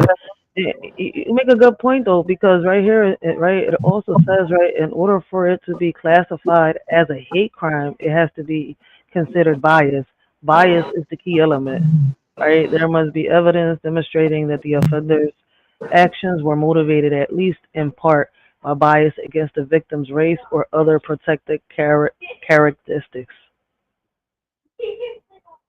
This shit, yo, you posed a really good question. This shit is a good live. This will be a real, like, this will make another great live. Let me put it like that. Yeah, because see, this the thing. Whenever I bring something to the platform, I'm not just talking out my ass. I'm bringing a serious question. I'm just bringing some serious enlightenment that we need right now. Like we always Wow. cry about certain things, but then the same token, we not addressing the real root issues on why we are not. And I'm not saying all of us are in that position, but there Mhm. are some who, again, just they still have that mindset of I don't want to see you do good. I'd rather see you down at the bottom instead of saying let's climb to the top together. So So yeah, I'm going to attack that. how do we prove right that the perpetrator was motivated by racial animosity towards the victim's race? Yeah, well, that depends. That's the only one problem that we got in between us, and that's what we have to solve and figure out and get to the root. Yeah, but see, it's the thing though. Like I just said earlier, we have some of our people who don't even identify as us. So that Mm, would be a motivation if something happened in that scenario. That would be the racial motivation right there because you basically hated against your own race. So it's that's just some good shit. it's just trying to get it to a level of okay, well, how do we attack this from here? That's facts. Because it's crazy as we could turn everything into some racial motivation. Like all this was done because it was a hate crime. This was done because it was this. But when you really look at it, then what is the excuse for us killing each other's kin? Facts. Just There make is it no make sense. excuse. There is no excuse. Like I said, when you could think that low, even about your own folks, that's just the wrong type of motivation that's going to stick around. And we got to build ourselves up to break ourselves out of these stigmas that's placed upon us. Facts. And I guess it's gonna have to start at home, like with everything else on some real shit. You're gonna have to change that within yourself some way, somehow. I mean, we've already done it. A lot of us have broken the chains of society to be who we really meant to be, but others is just adding shackles to the chains that they already have. Yeah. But For see, real. we got to be willing to add. We got to be willing to add something that's going to be beneficial. And it does start from home. It does start from what you learn at home. And then it also starts with what we are seeing in society as is. Like I said, I could have all the disagreements with a certain brother or a certain sister, but I don't want to see your downfall. I don't want to see you behind that. I don't want to see you behind no wall. I don't want to see you in the system, and I Facts. definitely don't want to see you in the early grade. Facts. And you know what's crazy, right? Just the other day I had a conversation, right, with somebody that was a part of, the community, right? And I was just explaining to them something, right? And it's crazy that it gets me to see it within ourselves too, right? Because they was like, well, I've never been treated like this, but I felt so uncomfortable because they were calling me this, the F word and all that. I was like, but why do they feel comfortable saying it? Well, because I call myself that. I'm like, there goes the problem. You see where I'm coming from? You have to start with yourself. If you don't want to be disrespected, right? And you want to feel comfortable, you have to respect yourself first in order for you to get that respect from everybody else. If you're sitting here calling yourself that, the people around you is going to feel comfortable calling you all types of names and more. It's like me as a woman. If I sit here and I call myself a B and I let my friends around me, what I consider friends, call me a B, don't you think that that's what everybody's going to call me, even the men around me? Nah, I it's a mean, whole fact. I'm just trying to put an example out there. It's like we have to show it. So it's kind of like I heard somebody the other day talking about, and what's crazy is same color skin. You black monkey, you this. I was like, oh, wait a minute. Is this 2025 or is it 1942? Like, what era we in? But you don't Facts. want the white man to call you that. But you calling each other that. Yeah, What that's shook why I me, I said. mean, what shocked me was when I heard somebody say the hard ER at the end. I was like, oh, it's not You said ER to each other? I was like, I'm done. I don't got nothing else to say. I'm done. Facts. And that's crazy. That's why I said gotta have self respect before anything. You gotta respect yourself before anybody else will give you that respect. Yeah, You because know, like and it's my bad. no, go ahead, my fault. Yeah, no, you're right. I was just gonna add, like we're showing each other hate. So Nate is right on, bringing this question out. Are we hating each other? Because it seems like we are with the stuff we're saying, the stuff we're doing. You see where I'm coming from? How we calling each other, but then we don't want the white man to call it. Like, which one do we want? What do we want in real life? Yeah, that's a question that needs to be asked, and that's why I said when I have these talks and conversations, I'm gonna dig deep. I'm gonna have some fun in the middle of all of that, but I'm gonna dig deep. You No, ain't because wrong it's though. the truth. We need that. I mean, like, look, I can't be militant 24/7. Oh, you're Nah, right. it's again, it's just questions that need to be asked. And then when you ask these questions, again, you gotta look within yourself. Real shit. Like if I expect myself to get to a higher level of learning or a higher level of whatever, I got to be willing to see what's wrong. I need to assess what's going on within myself, and then I could assess the situation from a general standpoint.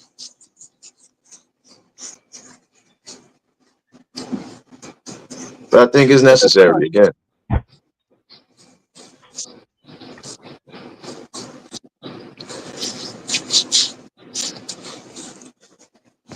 I hear you, sis. And sometimes you might have to do that. But again, it all depends. Because if something wasn't said too disrespectful, I ain't gonna get crazy. But if I feel like it's derogatory and it's really disrespectful, then yeah, you're gonna get that same energy you just gave me. But I'm gonna move on. I'm not gonna blink an eye at it again after I done said what I need to say, and that's it. You know. Man, yeah. I mean, some of us don't hate nobody. Like, I mean, I know what Roseville is trying to say. Yeah, I mean, listen, man. Some people just make you say some shit, but it's a big difference between you disrespecting somebody else, right? Disrespecting each other by calling each other the names that we're trying to, you know, stop our kids from saying. Like, if it's so disrespectful and so racial to call somebody a monkey and all this shit, right? Why say it? Why call yourself that in front of other people? Then you wonder why somebody else is just. Then you want the white man to respect you. I'm just trying to break it down the best way that I can. Now all of us is like that. Like I could sit here and say, "You motherfucker, listen, I can't stand your ass." That's a big difference. You see where I'm Yeah. coming from? From me saying, damn, I really don't want to even say the words, but y'all get my point. I'm Yeah. really trying. Like, there's no point in even saying the words. It's like, wait, can I replace them? No, you can't. You don't confuse everybody. So y'all get my whole point. Y'all know what the racial slurs is. Like on some real shit. Like and to call each other that or say it to each other, like, let's be real. Yeah, damaging each other when we putting ourselves and still, doing that type of thing. Like I said, I'm not a perfect example. I'm not a role model when it comes to certain things, but there are going to be some things when I bring it, I'm going to bring it, regardless to how anybody feel or whatever, because it's a question that need to be asked. It's a question that I feel you know, we need to answer at some point, and how can we get to a better place when we're not looking at ourselves? If we're not sitting here taking our time and doing our due diligence and trying to get to a better place. Can't expect nobody to get into a higher position when you keep trying to keep them at the low. You try to keep them at the low. Got to build them up at some point. And guess what? To build up the future generations to be better, again, we got to show them better. And we got to show better examples no matter what. We got to show them the better examples in order for us to get to a better place. That's some real shit. Yeah, but like I said, this topic was needed because I just sat here and thought about something, and I'm just like, you know Yeah, what? That is a good question to ask. I said, I'm going to ask it anyway. I would have been asked this question a long time ago, but I said, you know what? Sometimes you just got to hold back on things. You wait till the time is right, and then you throw it out there and present it the way you're supposed to. So, yeah. I mean, I was multitasking, listening in, but when you asked the question, I was like, man, you took me out the bushes. Like, wait a minute, I'm out the bushes now. I'm not tiny, I'm not toony. Sometimes I'm just a little loony. Like, fuck, he brought me out the bushes. He made me feel like no, a giant. Like, wait, I got the answer to this. I not, nah, but you always gonna bring the right people out the bushes when it comes to a certain scenario. Like I said, I know some people don't chime in on certain things because these are things that don't affect them, or sometimes it's just but you things be that cooking. Like, I mean, ain't no point of coming up sometimes when you already cooking and roasting, and you got the whole shabab already played it out. Like shit, I can't top what you said. You see where I'm coming from? So I might as well stay where the fuck I'm at. Cause if I can't top it or I can't go with it, you see where I'm coming from? Ain't no yeah, point. Like I'm gonna be up here just mumbling shit. yeah. But you Champ, that's what's going on, baby? so it's like you was just like I'm like damn, like he just asked a question. I was like I can come up here. I'm like I know he asked a lot of questions, but I was like it's crazy that this is kind of relating to everything that I've been talking about for the past few weeks. Even if you go into what Word's been talking about when it comes to manipulation, Like you Yeah. asked a great ass fucking question on some real shit, and it hits all of our lives. In one way or another, it touches you know what we've been speaking on and what we've been bringing awareness to. It's in it. I've been talking about the system, how to make improvements, right? Because we can't change everything. We can't change what's already done, but can we improve the things around us? You see where I'm coming from? Do better, yeah. So I ask mind provoking questions that bring solutions. I'm not just gonna ask questions to ask questions. Hey, fucking no. Fact. But see, that's the thing, though, and that's the thing. We've been manipulated, and we've been given this stigma again that we are not anything outside of savages and war machines. Nah, we have a lot to offer. Like I said, we've built a lot, we've done a lot. And even throughout time, yes, we've had some disagreements amongst our own. We've had some unfair judgments thrown our way. But the one thing that separated everything is that we were still united. We didn't let some of those stigmas be placed on everybody. And again, we stood our ground. When it comes to respect, we always supposed to stand our ground. See, like again, some people feel that, oh, you gotta respect me, you gotta respect me. No, you gotta respect yourself in order to get that respect. And if you sitting here, saying certain things about yourself that you know ain't true, then guess what? Everybody around you is gonna believe that is true. So Fact. but That's that's what some I'm saying. The manipulation tactics, things like that. That's what kind of set some of the downfall for our community. It's just we've allowed these things to be embedded into our mind, and then we actually believed it. You ain't lying. Like we sitting here complaining, right, at a system that we're talking about breaking because it failed our ancestors, it failed our grandparents, right? But hold up, wait a minute. They didn't become martyrs for no reason. They left a blueprint, and that's why I always say, yo, they gotta be rolling around in circles in they damn graves because at the end of the day, we doing the complete opposite. See, they was willing to do something we not willing to do. They figured something out that well, I'm not going to say we, a lot of people still haven't figured out. They want to be in that daze. They trying to figure out, do I take the red pill or the blue pill? Fuck both them pills, man. I got my own mind. I'm looking within for the answers. But and that's what I'm saying. My bad, y'all. I'm filling up this coffee pot again. It's about to be a long one today. I'm gonna be wild. I'm At gonna least be you're not wild. on them Red Bulls and shit like everybody else is on, man. There's been a lot of depth behind them Red Bulls and them energy drinks. Yeah. Too Oh many yeah, people yeah, yeah. Yeah, people trying to stay woke, wired up, doing work. I was like, well, Red Bull ain't the way to go. That shit don't give you wings. Yeah, it does give you wings. It gives you a free passage to heaven. Nah, you know what? With most things, because like I said, there are certain things that's always killing us, You got little that? by little. But it's about moderation. So, like I don't remember the last time I had a Red Bull. Probably was damn. It's been a while since I had one. But Man, I don't drink those. I don't drink those every day. Like some people, you'll see them drinking it every day.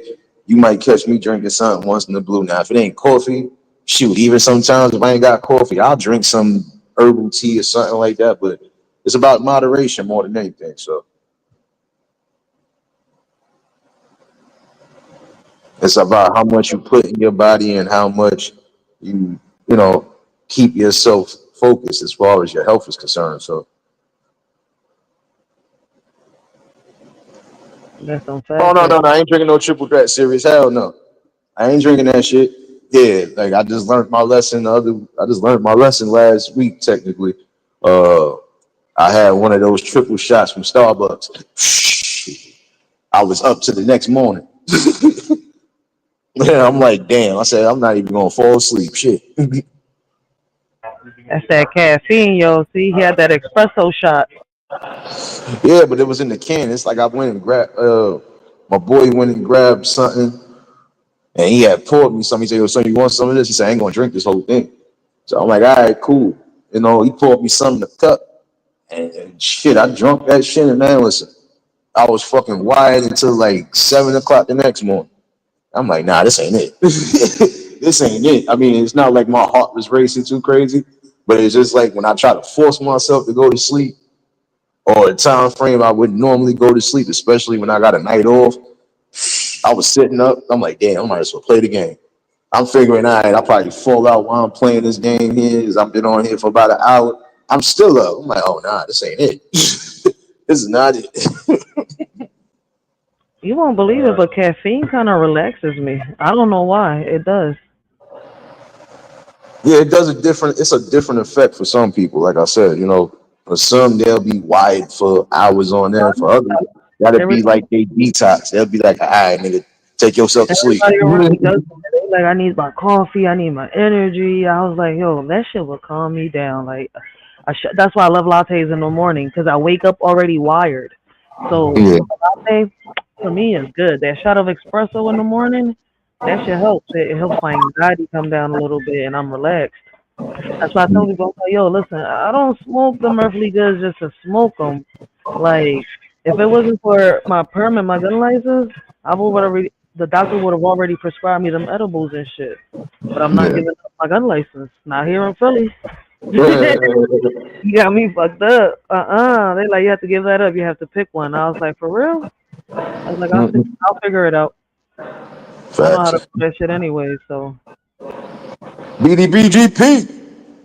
Yo, what's good, my guy? Yo, I've been trying. Yo, I'm giving you the heads up, bro. I've been hitting the like button on some of your shorts, but I can't comment because I'm a managing mod. And for those that might not know, if you're a managing mod on somebody's channel, you might not be able to comment on their short videos. For real? So just give them, yeah, that ass. There's a Oh, couple of people that I'm managing mods for, and I was trying to comment on some of these shorts, especially the ones that deem like real positive and influential, or yeah. even just on some fun shit. I can't comment. It just sits there like, nigga, you can't write. You can't write nothing. So just know, for those that got me as a manager mod, I'm still hitting the like button on the shorts. I just can't comment. So until they change that shit up, uh, I ain't gonna be able to do much. But you will get a like from me. So. Frugal baby, happy belated birthday, baby. I I'll ain't shout at even. you out. I'll shout at you out on your birthday on Wednesday. Hopefully you enjoyed your birthday, sis. Oh shit, who are Leo? Leo season. Shout out to all the Leos. Yeah, Yeah. it's Leo season definitely. Oh, I know that. It's my season. Uh, and happy belated and happy birthday to those who are celebrating, you know, a Leo season. Yep, yep. Leo. I'm not gonna say gang gang because then my daughter gonna start saying that. That's why I But said hey. you're me so low saying I says nothing. Let me sip my coffee and says nothing. Serious, don't laugh at me neither. I know you was laughing about that triple shot. I know, but it's true. At least it didn't have my heart wired, but shit, I was wired all together. Man, don't be listen. sad. At least he listen. He doing good. Fuck it. Keep drinking your coffee because mofos out here really doing bad with them energy drinks. I'm telling you, boy. Yeah. Then it's messed up. The ones that be popping the pills, taking the energy drinks, right, and then fucking drinking coffee and not drinking water at all. So do the math, and then they smoking on top of that. So Nate doing all right. Keep your coffee, cause motherfuckers out here doing worse just to try to get wired. I'm saying like, wait, what? Nah, that's a whole fact. But nah, I always keep myself balanced. I don't care how much coffee I might drink. You're gonna catch me drinking some water as well. So, and Hmm. but shoot, as hot as the weather's been, well, except for yesterday and today, last night, well, shoot, yesterday after that rain hit, it felt like the fall. I felt like I needed to put on a light jacket, and just like right now, it's cloudy, like it's ready to rain again. But it kind of been raining off and on this morning. But it's been a cool feel. It hasn't been as humid, so that's a good thing. But when the heat is on, shoot, I'm not doing half of the shit that some of the people be doing. Like I told somebody, I said, "Oh, yo, come get a drink. Drink what? You got water in there? No, You got a Gatorade in there, or something? Don't pass me no liquor. It's too hot for that shit." And coffee. Listen, I really be like that. let me tell y'all Shit. a little secret. Coffee is not bad for you, right? As long as you stay hydrated, because the only bad thing with coffee is that it will dehydrate you. You see where I'm Yeah, coming from? That's the only real problem in reality, but they don't want to tell you that shit. But coffee is not bad. It helps you with anxiety. It helps you with I forgot what it was with a few things, and it cleans you out at the same time. The only yeah, problem with that shit is, once again, people want to drink coffee and not drink water throughout the day. So you have to replace that, whatever the coffee is taken away from you. I mean, yeah. it does help in a lot of areas, but just like a pill. Facts. BDB, you already know I'm gonna be in there for that, man. I'm gonna be definitely be in there for that one. I get some people's notifications and others I don't even know they go live until I go into the subscription feed and stuff like that. But I'm gonna Mhm. definitely be in there for that battle of the balls, man. Trust me, I'm gonna be in there for I'll that be one. there. I'll be there. I gotta show support to the Leo teammates. They say I'll be yelling out Leo gang. Do you gang bang? I can't even repeat what you're saying right now. See, if I was alone, I'll be outside with the gang. I'm from the league. I will remix that shit too. Don't worry. Everybody gonna get something at some point. No, but it's just like I said today, the question had to be posed because it's just like like I said, it's certain things that I'm seeing now, and I'm starting to see it's becoming more and more of a problem. And then it's like, well, how can we complain about certain things when we willing to destroy each other? We ain't willing to uplift and build each other. Like I said, the world don't owe you shit. You owe yourself to do something. If you want something of substance, you want something that's going to be the official blueprint for not just you, but your generations coming behind you and the people around you. You want to motivate, you want to do whatever. You want certain things to change. You got to be willing to take the steps and change. And that's it. that's some real shit. You really just motivated me. Like you really gave me some. Like you just motivated me to put some more questions. And you know what? I think I should change the title. I'm gonna put it like this so I could really speak on what you were saying a little bit too. So I was using Papa Duck as my reference for my next live, but I was like, yo, this shit goes right with everything I've been talking about. So should black on black crime be considered a hate crime? And that's a great question to oppose. And he just really motivated me for the next one because I don't know when I was going to do that live, but Yeah, he gave me motivation. I got more questions to ask now on the live, and all I got to do is just put them together. That's it. yeah. I mean, that's what I'm saying. You never I ain't know even think what's. about it like that. Never thought about it like that. Shit, black on black crime. Because you got to realize, as a Puerto Rican, I'm still considered under the same umbrella, under the same, like, they just, it's crazy as shit because I heard somebody say it the other day, and it's not the first person that I say it, right? Black people are not Yeah, black; they're brown, and black is just a color at the end of the day. But look at y'all. Look at the for the ones that consider themselves black. Look at your skin, then look at the hair. I mean, the color of your fucking hair, or the black T-shirt that you're wearing. Your mustache, if it's black. Like you see where I'm coming from. Look at the black yeah, paint on the wall. You're not black. You see where I'm coming from? yeah. You're not a color. You're not a color. You're a human being, regardless. Even Yeah, if you don't know your official background and where you come from, uh, you're not a color. You know. that is crazy. Like, and this was an old head that sat here and like I'm sitting here, I'm telling you, I'm grown as shit. I'm like, yo, I didn't call nobody black, and I'm trying to break it down to my daughter, but she's sitting here coming at all of us. Like, oh, I'm like, oh, okay, I get it, I get it. But for a second in the beginning, yo, listen, I was just like my child. Like, wait, what I do? I'm trying to be a pro. I mean, I'm trying to be a part of the solution, not the problem. But then I understood she was using me as a reference. Yeah. No doubt, BDB. I got you, bro. Like I said, I don't mind doing some judging when it comes down to whatever, bro. If you need me for that day, I got you. Let me just make sure I ain't gonna be stuck at the plantation dealing with some nonsense. Cause it's still summertime, so still got a lot of shit I'm dealing with now. I can't wait till next month because it won't be as active. I mean, it's still gonna be somewhat active, Remember? but it ain't gonna be as active as it's been this whole summer. So I could have some real time to, relax, and ain't gotta worry about focusing like, damn, I gotta make sure ain't nobody doing that. But yeah, I felt that question needed to be asked all around the board because, like I told somebody, I said, you get tired of hearing, oh well, this is what's happening and this is what's been happening. And okay, but how do we change it? How do we eliminate some of those stigmas? And some of those stigmas can be eliminated if, again, you come together for the right causes and it doesn't affect the people around you. It doesn't take away from the people around you. Period. Facts. So people don't want to see it like that. People get so offended as soon as you bring that question up. I thought it was an interesting question because I never saw it like that.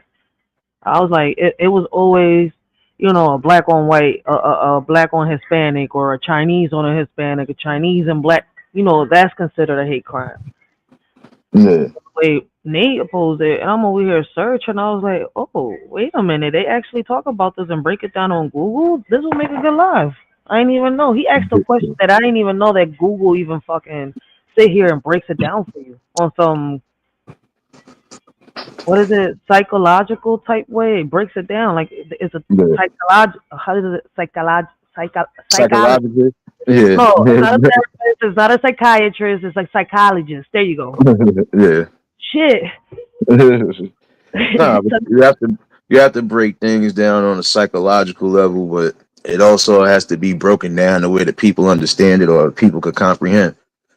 I go at it from a standpoint. Some people are fast learners, some people are slow learners, but it doesn't matter if you learn fast, slow, or if you at a moderate speed, as long as you're understanding and as long as you're taking into consideration what's being said. That's the most important thing.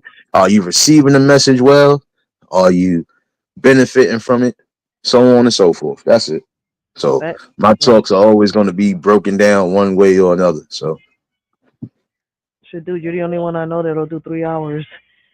A 3 hour live and have people in the chat just talking about this, and people say it's not possible.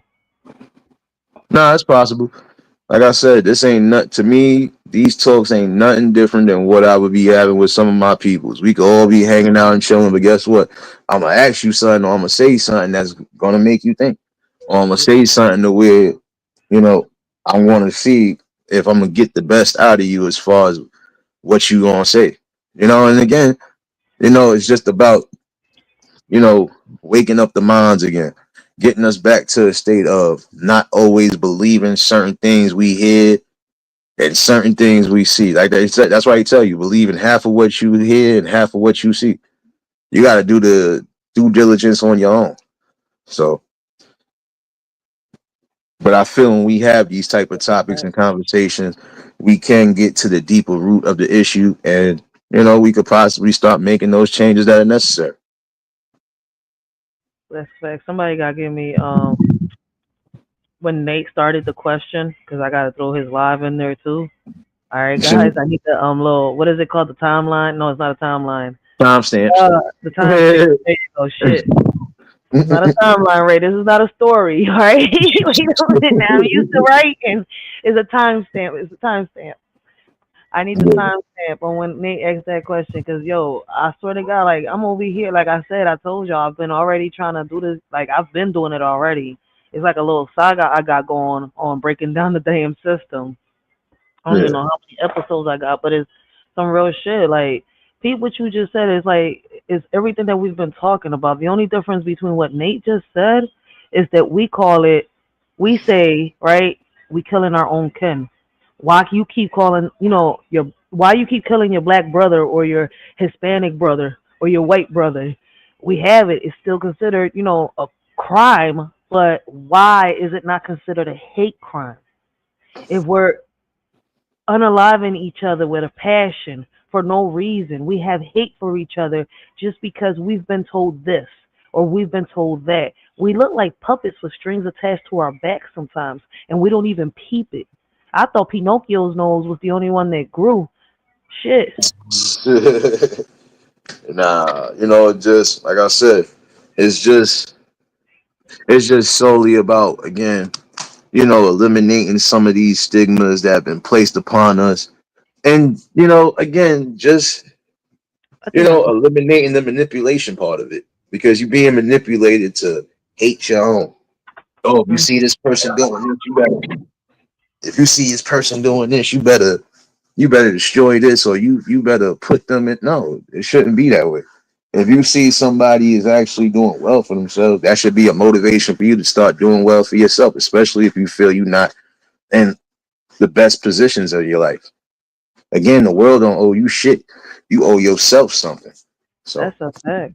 And you know what's crazy? My grandfather used to always say you could never make money, during the war, right? And he's not the only one. There's a few old heads. Some was in the streets, right? Part of, you know what I'm saying, right? yeah, And they used to always say that, like, you could never make money in the middle of war, right? And like, if we pay attention and listen to what them old heads used to say, they're not crazy. And it's not that we are in the middle of war, like bombs and grenades, but you might as well say that we are. You see where I'm coming from? How can we make money? How can the black community make money? You see where I'm coming from? And yes, I'm including yeah, myself in there because listen, I'm in there whether people like it or not. And yeah, I'm a proud mother of a how can I say it? Afro Latina. You see yeah, where I'm coming from? So people need to understand why it is that I do want to make a change. I don't want my daughter to keep growing up in this bullshit. At least if we can't change, all communities, at least change a few communities that could come together so our kids could have, like we had a better chance. Some of us fucked up because we wanted to on some real shit. We let our emotions not knowing that it was our emotions get in the way. Was it naive? Yes. Was it ignorant? Yes. We were just ignorant to the facts because some shit to us was sugar coated. We wasn't told the truth. Shit was twisted. You see where I'm coming from? So why are we yeah, repeating the history? Is my point. Why is you killing another brother that looks like you? If you look at me and you look at Nate on some real shit, the only thing that changes is the color of our skin. He's darker than me. But if yeah, you look at Nate and you look at my cousin, you couldn't even tell if my cousin and him were fucking, brothers or cousins or what. But I'm Puerto yeah, Rican. You see my point? And people don't seem yeah. to understand that. That Facts. like Nah, it's because I got some dark skinned cousins, but they Puerto Rican. my And whole point. nah, that's what I'm saying. And that's the thing, though. My family is mostly comprised of Native American, but we do have some dark skinned Spanish folks. Like I said, if you see one of my cousins, you think he just straight up, you think he's just a straight up black dude until he start cursing you out in that language, and you be like, hey, calm it down, calm it down. Like, nah, and the sad part about it, even when it comes down to the dark skinned Puerto Ricans, they get treated just like how we get treated. hmm So, And I'm a light skinned Puerto Rican. I've been to other places, right? And I've let my hair out, put dresses on and shit like that. People are mm, like, yo, is you Brazilian? Is you? I'm like, Brazilian? As light as I am? That's when I learned that Brazilians were light skinned Brazilians. They was like, you yeah, exotic is your hair. I was like, is your smile something about you that makes? I'm like, I look exotic sometimes. I'm like, I thought I looked like a straight up Puerto Rican. I'm some real shit. See my point? So it's kind of like I've learned, like, and I guess people learn at their own stages. But how long does it take? Come on, man. I'm looking at 50-year olds now, right? yeah, That are older than me. And I'm sitting here like, wait, you should have learned that lesson before me. How is you still out here racially profiling motherfuckers? Like you darker than my baby daddy out here calling this man over here a black this and I'm sitting here like, wait, I've learned words that I didn't even know existed. Let's put it yeah, like that. That I'm not even gonna say. yeah. Now I don't mind calling a woman a lot lizard though, because some of them are. Ah, But but that don't yeah, have nothing else to do, that don't have nothing to do with this. But what I'm saying is that I've learned a whole lot new. Like, listen, I didn't grow up in racism. People don't understand that. My community, we're all mixed, and I don't get tired of saying that. I didn't see this until I hit like 19, until I had my second child, and that's yeah, crazy. Like, you gotta really so that shows me that at one point there were communities that had peace. What made them be like that is my question, and how can we get back to that? And I'm not saying going back to the 90s, because listen, the violence has been here. All this shit has been here. It's just getting worse and worse because social media is putting it out there. yeah. No That's it. doubt, serious baby. I knew you still was in the bushes. Hold on. I need you to do me a favor. Pass me that coffee creamer. I think I'm out of coffee creamer. But that's some real shit. You see how that one question Nato posed? Like I said, these are things we talk about every single day, but people don't even peep it. The one question we don't ask is, how can we change this, or how are we going to improve it? Yeah, I mean, but that's why I said I'm gonna bring something to the platform, and when I do bring it, trust me, it's gonna be needed because at some point, it will eventually get to a point of breaking down everything that we need to break down. If you want to break down the systematic things that are destroying us, you got to get to the root of everything. Real And shit. to be quite honest, like I said, our root to certain situations is our own selves. We not taking the time to say, let's love each other. Or shoot, let's love ourselves first. Let me love the fact that I'm this. Let me love the fact that I got imperfections. Let me love everything about myself. And then I could have love for those around me. Hey, I'm not tall, but I ain't gonna hate on a tall person. Shit, some of my cousins is tall. She said, hell no. What you mean, hell no? Bring that damn coffee cream over here, girl. She said, "You ain't But my daddy." Yeah, serious I's gonna the kill me pappy today. about Look, my I's the family. pappy today. I's the pappy. I need my coffee creamer. Now, but Yo, if she would have been like these females online, like, I'm not saying every female, okay, ladies. yeah. She would have been like these females online. She would have hopped on panel. Like, what Like, the what you fuck mean you pass you that damn coffee creamer? Who you think you talking to? mean, my daddy? What the fuck you think I am? I was like, oh shit, damn. She laughed right with us. There you go. Look, talking about, do you see what I got to put up with? Don't start co-signing either, Didi. I see you over there laughing. Stop co-signing. Stop co-signing. Nah, but but it's important. That's why I said this question was going to be asked because like I said, when I I look at certain things, nobody else asking that question, Nate. Nobody else no, thinking about that question like that. They're just saying, when are we going to stop killing each other, but not trying to get to the root, then get to that part. You no, know, but we have to get to that root because again, in order for us to solve certain problems, we got to get deep into the root issues. And the root issue I see from some of my people is again, we don't love ourselves, we don't value ourselves, so we feel we don't have to love and value the people around us. But you should have love and value for those who are trying to make something better. Because not everybody wants to live in the same position forever. Nobody want to be stuck on stagnant forever neither. So in order to make these changes, we got to be willing to make changes within ourselves.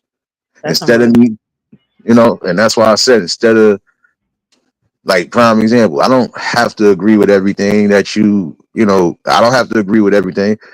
And we can have our disagreements, but I can still respect anything.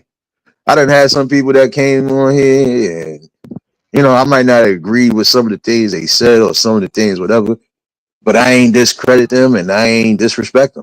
And that's something I've been taught even as a youngin. You know, everybody's gonna have their different views and opinions. Some people are gonna live their lives differently. Cool. You don't gotta be disrespectful and you definitely ain't gotta unalive somebody just to try to get higher up on that totem pole. You want to get up on a totem pole, you gotta build within each other and come together. Again, stop with all the nonsense. Stop with that hate. Stop with all that destruction. Get rid of those manipulation tactics that's in your brain right now. But we got to Facts. start somewhere.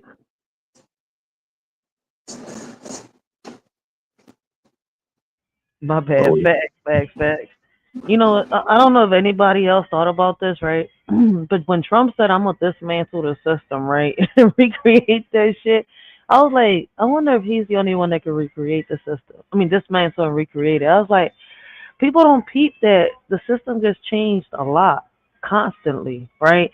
They change yeah. the laws, they change the bills, right? They add loopholes to it, right? Which people don't even understand. Like, once you learn the loopholes and learn how to get past them, you Gucci on certain parts of the law, right?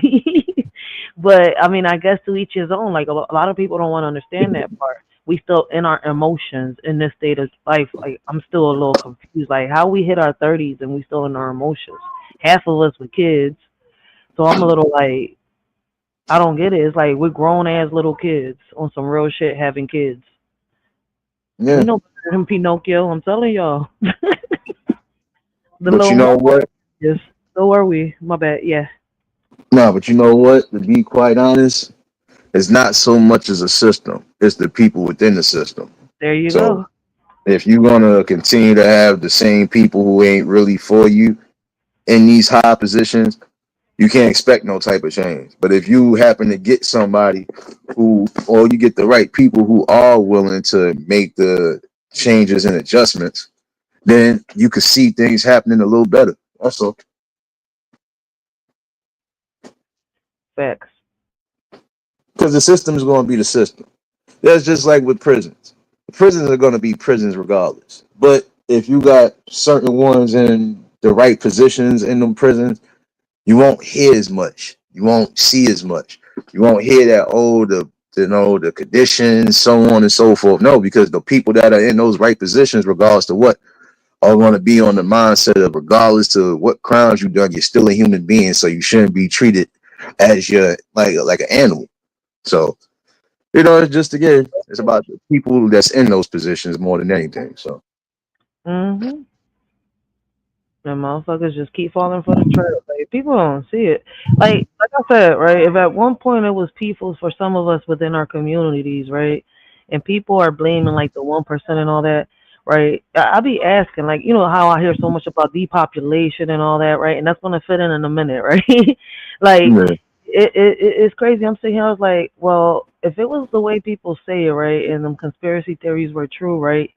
And I'm not talking about the old people back then that made sense now. I'm talking about these new conspiracy theories that they got now going on. Like, it would be so easy for them to really destroy us on some real shit. Water is marked. In America, people don't peep it.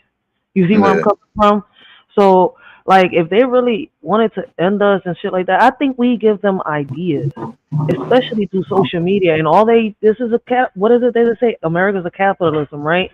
And yeah, the more we show, the more we give and prove them right, is the more they gonna sit here and capitalize off our dumb, foolish shit we do. Because if you fact, people have to talk about us in other countries, right? And how we look at other countries is not the same. Who does this? We do this. They don't do this. All they do is capitalize off the ideas we really give them. If y'all pay attention. That's why, like, I stay here and I say, it's like, I know it's the people within the system. You see where I'm coming from? But the system was, if you peep and you go do your research, it's something that was man made at the end of the day, not by our generation. It's been there, but it took four ideas from four different men from four different eras, and I think I might be a little short or hate on the men, but yeah, it's the four that they mostly speak about, and that's how we got the system that we're living in today. And what's crazy that every so and so, right? And I'm not gonna say years, months, right? Y'all could, put it together yourselves, right? Like I said earlier, the bills, the laws, the rights, the constitutions, all that changes right underneath our noses. We don't even peep that shit because they got us distracted with the entertainment. yeah, Imagine if there was no entertainment. We would know as much as the old heads knew back then because all they had was newspapers and a little bit of TV. yeah. Nah, but you know what? That's because a lot of people was, even when we didn't have some of the things we have now, we just, like I said, we had a vision, but we also seen what was going on. We paid attention. We carefully observed everything that was happening within our communities. So, like I said, before But the change so though, before social media became what it is, like I said, you had newspapers, you might have had some TV, but you had your own observation because again, you are still moving around in life. So but But what's crazy that stopped somewhere around the. But like people have that in a debate, and I don't know if you've heard about it, right? Like I've heard some people say that it was our generation that screwed up this generation, and they say that the generation before us screwed up our generation, so our generation went and screwed up this generation. And I'm sitting here, I was like, we're gonna be lost trying to figure out which generation started all this. We got to get to the root of the problem. Yeah. But see, that's the thing. I can't fully say that our previous generation. There's certain things they dropped the ball on, but everything else was solely up to us. Because Mhm. again, we got our own minds. We're supposed to think. If we know something prime example is leading towards corruption and destruction, why are we going to still continue to be a part of it instead of moving away from it? So that's another That's thing people fail to realize. well, I didn't even see it like that. And that's a real shit. Yeah. Like I I was can't fully they blame said all the older folks for some like I said, I can't blame some of the older folks for some of the shit that happened in our generation coming up. I could yeah, blame a small handful. I can't blame all of them because you had those, especially the elders, who was trying to show right and do right. So. facts. The ones that we used to call crazy, but do they seem so crazy now? I think that what's crazy, we don't even peep it. Even like those that have parents that are a little of age, right? And now they're our age, and I say little of age. What I mean, they were elders. I mean, they were old when they had kids, Yeah, right? We don't have those elders no more, right? And what's crazy is, right, now that I look at it sometimes, I gotta realize some of us, right, how can I say it? When I was growing up, I probably saw a lot of elders, yeah, because there was a lot of old people having kids probably around that time, right? yeah, But it's like now I'm like the grandparents are becoming younger and younger. And facts. I know you noticed that shit. It's like there's grandparents my age, and when I heard that shit not so long ago, I'm like, wait, what? You my age with grandkids? I was like, that's bullshit. They was like, no. I was like, wait, you 36 years old, 37 years old with what? 7 grandkids already? You 35, 34 with already 4 grandkids? I was like, I mean, it was a little, I mean, hard for me to believe, but I was like, I wouldn't put it past it. And then I'm sitting here, I was like, oh shit, she's not the only one. You come on social media, you see it too. So it's like Yeah, we can't say we can't even say no more that the men that were this generations right and that generation are built from different how can I say we're built from a different breed or from a different paper towel because it's kind of like we don't even know where it got mixed up or fucked up at. yeah, So I get it where they were saying it when it was in the early 2000s or something like that. But now we got men and women that are in their 60s and 70s, 50s, behaving worse than, kids that are 10, 15 years old. And I'm trying to figure that one out. Growing up, I didn't see none of that shit. And what's crazy, if you start looking at it, the question is in our face. When did it happen? When all these whole heads started going into social media. But see, a lot of the people that are around me are not into social media. So this is why the social media to me is like, what the fuck is going on? Sometimes to me it feels like an act. yeah. So it's But like, see, to be honest, some of these people, like I said, I can't even say. In my opinion, like I said, I've seen some older folks who have come on these platforms and they still sticking to their dignified ways of yeah, things. They still thinking. Yeah, no, I'm saying, they I'm, thinking about it from a positive standpoint. Like, I could utilize this and try to get my message across in a broader direction, and I don't gotta jump out the window just to do so. and they be funny as shit with it too. That's the funny part about it. And I'm sitting here, I was like, yo, and we can't seem to do that shit. I'm like, I mean, and what's funny is a lot of these older folks is like, I don't get it. I really don't. It's like you were just saying, a lot of people on here demanding respect. Like, motherfucker, you ain't earned that shit. Don't come looking at me for respect, because if you're looking for validation, you ain't got my respect. Yeah, that's a whole fact. And it all falls into that shit. It's like, what are we instilling into these kids? We still got time, but everybody keeps saying it's too late. Is it too late because y'all see that the WAR3 we're in the midst of it? Is it too late because the Jetsons era is coming like you say, but we already in the midst of it? AI is here. It's been here. Yeah, So it's kind of like, why is it too late? I mean, as long as we still got breath, there's still time. And when y'all find time, let me know when you find that motherfucker, right? So I can ask him who invented time, which man created that shit. shoot, man. Listen, So, but that's the thing, though. Some people are only gonna say it's too late or it's over only because they already gave up. They gave up long time ago. They just was waiting for some form of excuse to say this is why. But you can still reach the masses and you can still reach the people in the broadest of spectrums. But it's solely up to you and how you do it. Like see, like I told you, I'm gonna always give you a great conversation. I'm gonna always give you something that's gonna make you think. But we also gonna have some form of fun around it. So it's just about a balance. That's all. When you Yeah, balance things in your life, you could balance anything in life. So that's some real shit. But Nate's the only one I know that could be on this drum, man. Be positive, bring awareness, be goofy at the same fucking. Yo, it takes me a minute to be goofy on my lives, or somebody yeah. has to bring that shit out of me. But Nate is just natural with that shit. Like I be listening to him in the bushes doing what I be doing, and I be geeking half the time, yo. I'm like, 'cause he's like on some real shit. I can't find somebody on here that's talking something positive, but at the same time, he throws some jokes in there. But you can't tell they're jokes until it's too late, 'cause he's serious at the same fucking time. I'm saying, yeah, how the fuck he do that shit? I don't know. It's an on and off button with me. Don't tell nobody. Don't tell nobody. It's on. Now some don't I'm tell like, yo, nobody. No, but it's just that's because like I but that's said, what I need. this ain't nothing different.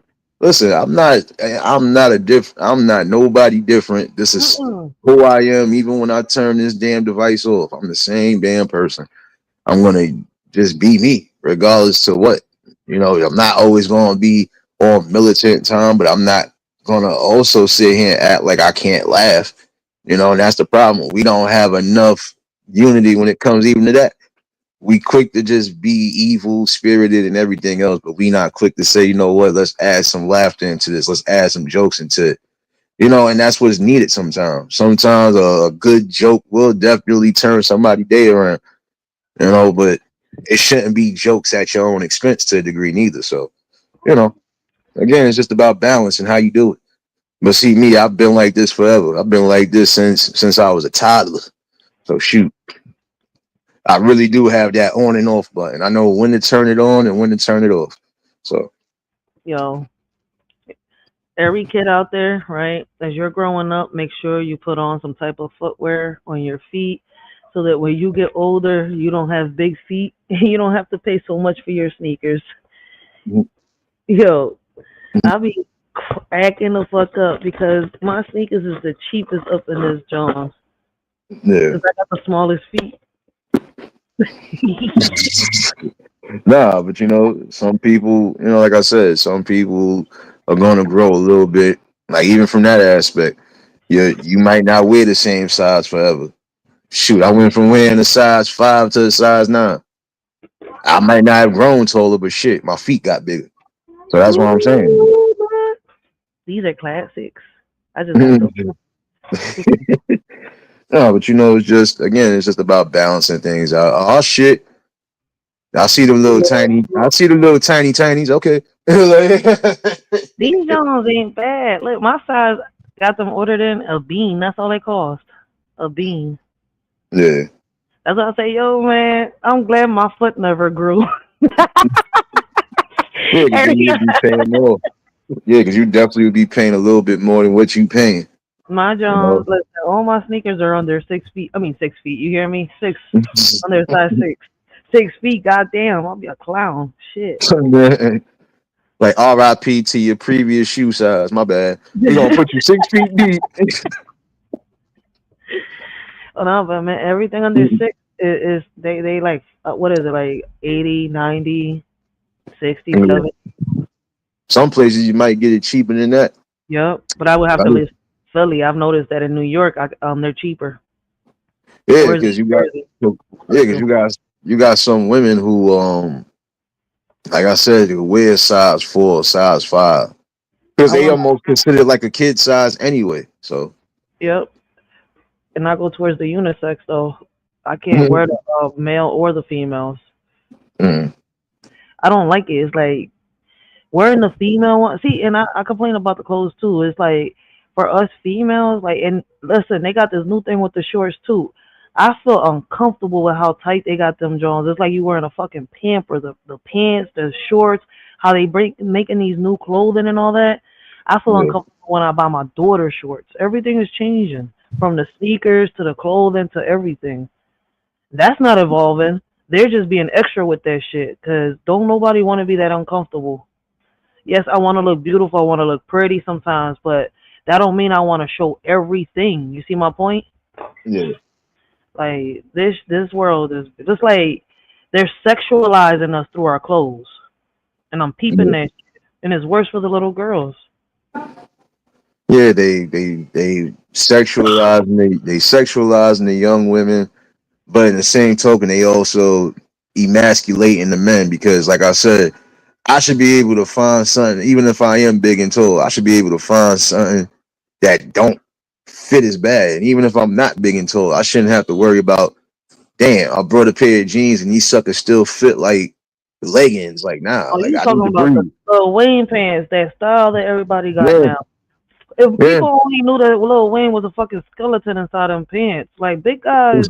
Listen, big guys, thick guys, muscular guys were never meant to be in skinny jeans, and I don't even know why men that are skinny are wearing skinny jeans.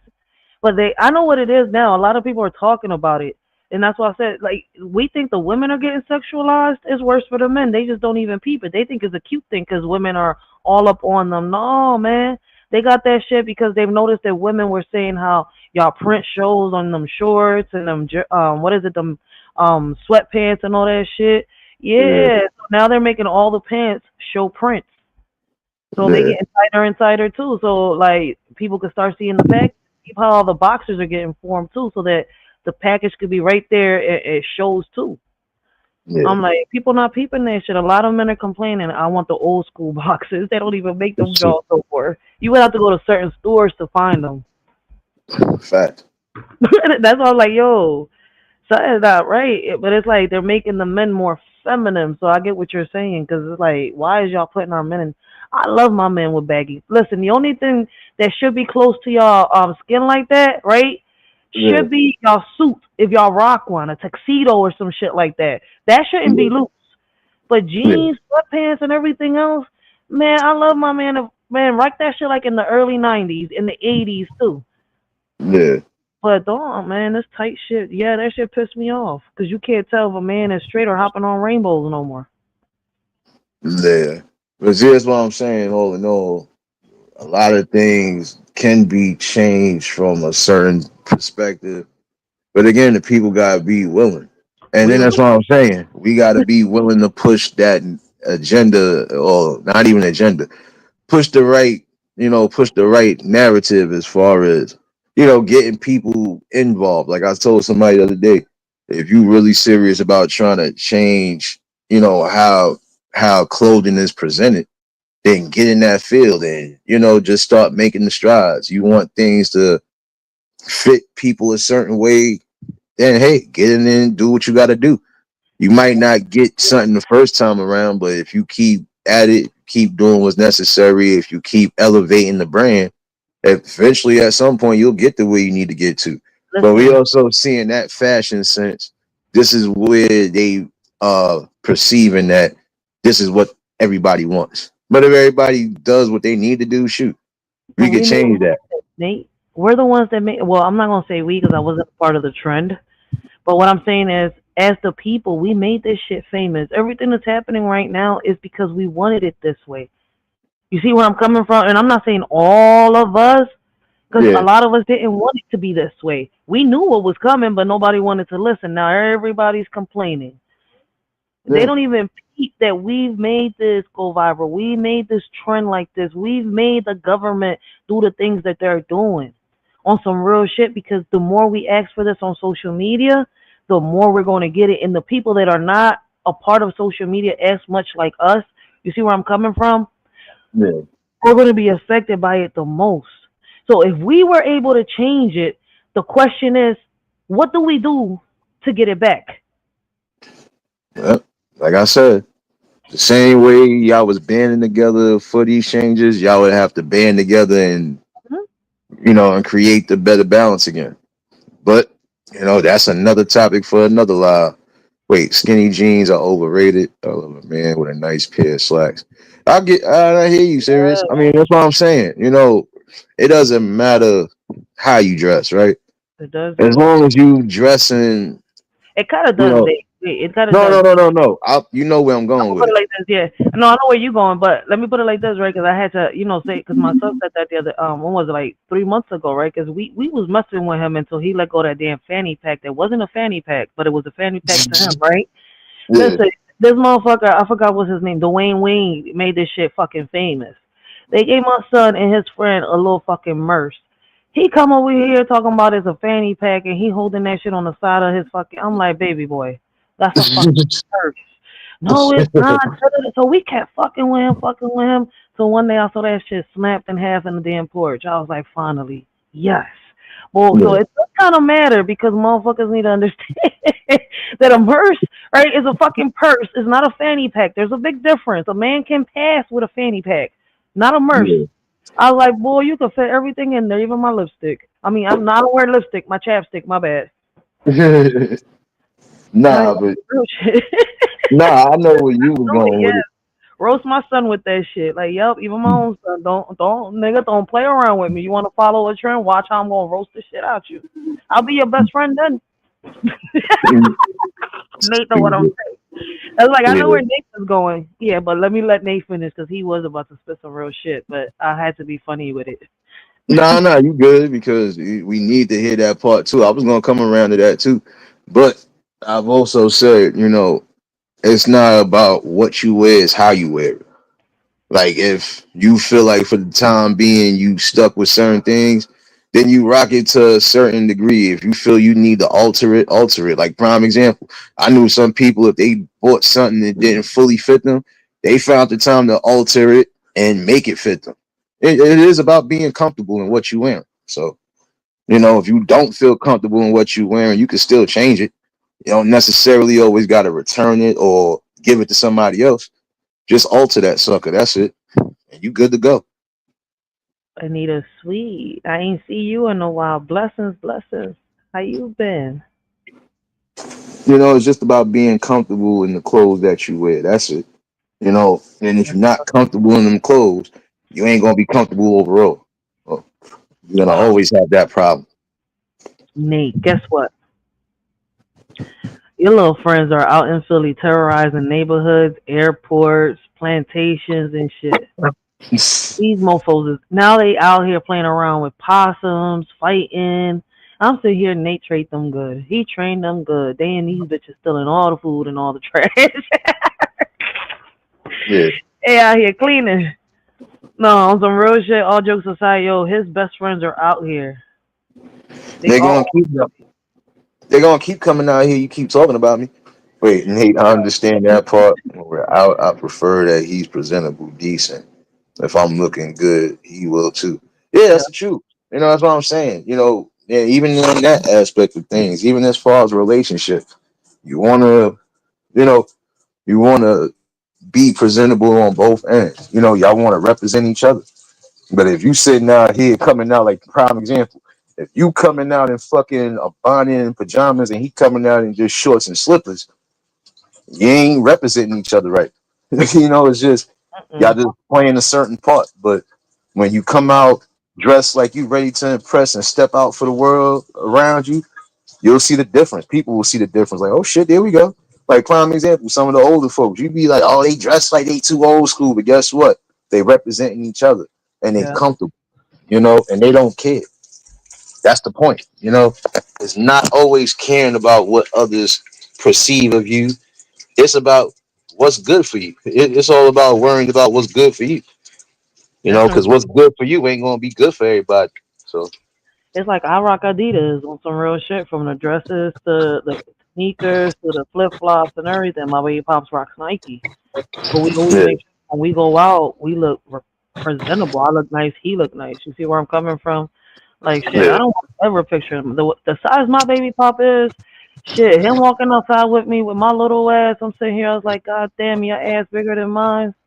And them jeans, there's a problem. I'm gonna have to start questioning him. Like, babe, is it just me, or is you fudge packing? See my point? yeah. Yeah, and that was the thing. Like, see, prime example.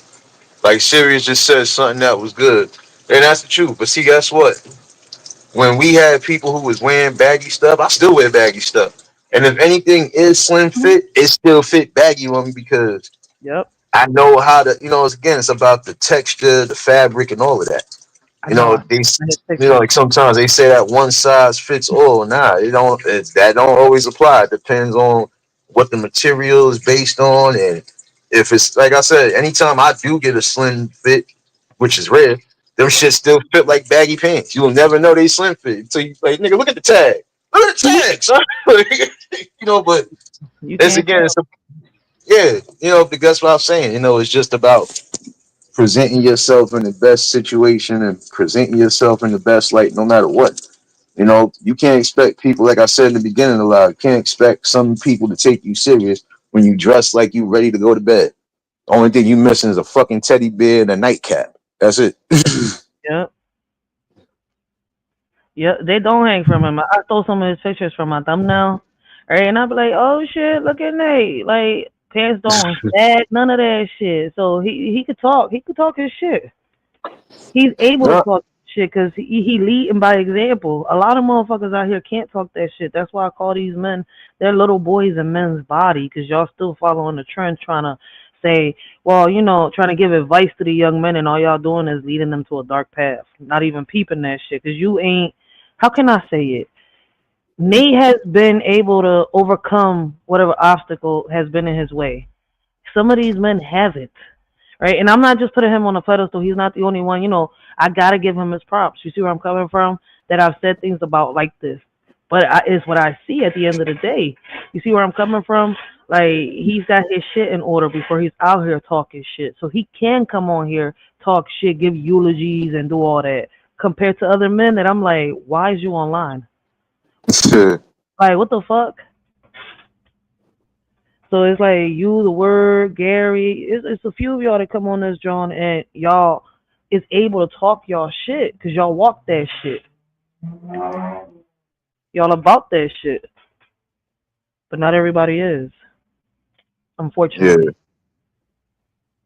Nah, it's a whole fact, serious. But see, that's the thing. Like I said, even when we wasn't in the quote unquote tight era, even when I had baggies, you know, guess what?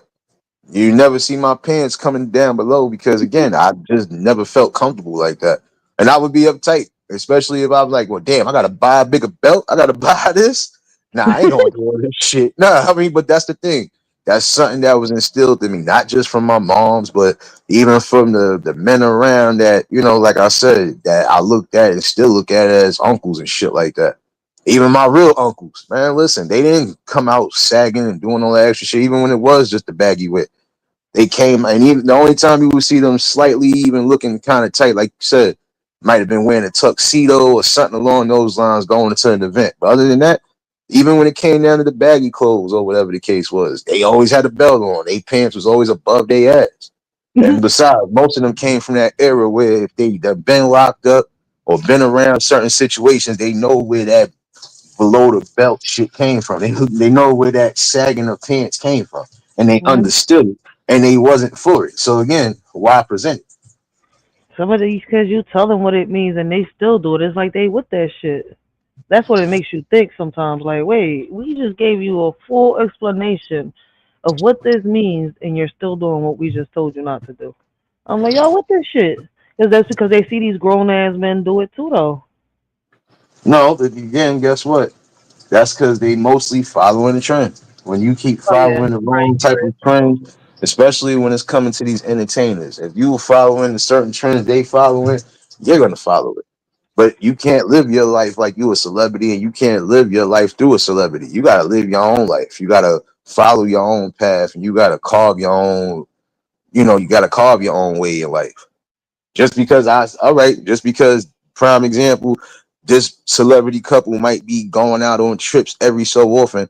You can't think your life is that way, especially if you're not where you should be. Real I'm about to shit. start driving in a bit. No doubt, be safe on that road, serious baby. Oh, I thought you was about to start driving in a bit. I was like, all right, I'm about to hop down.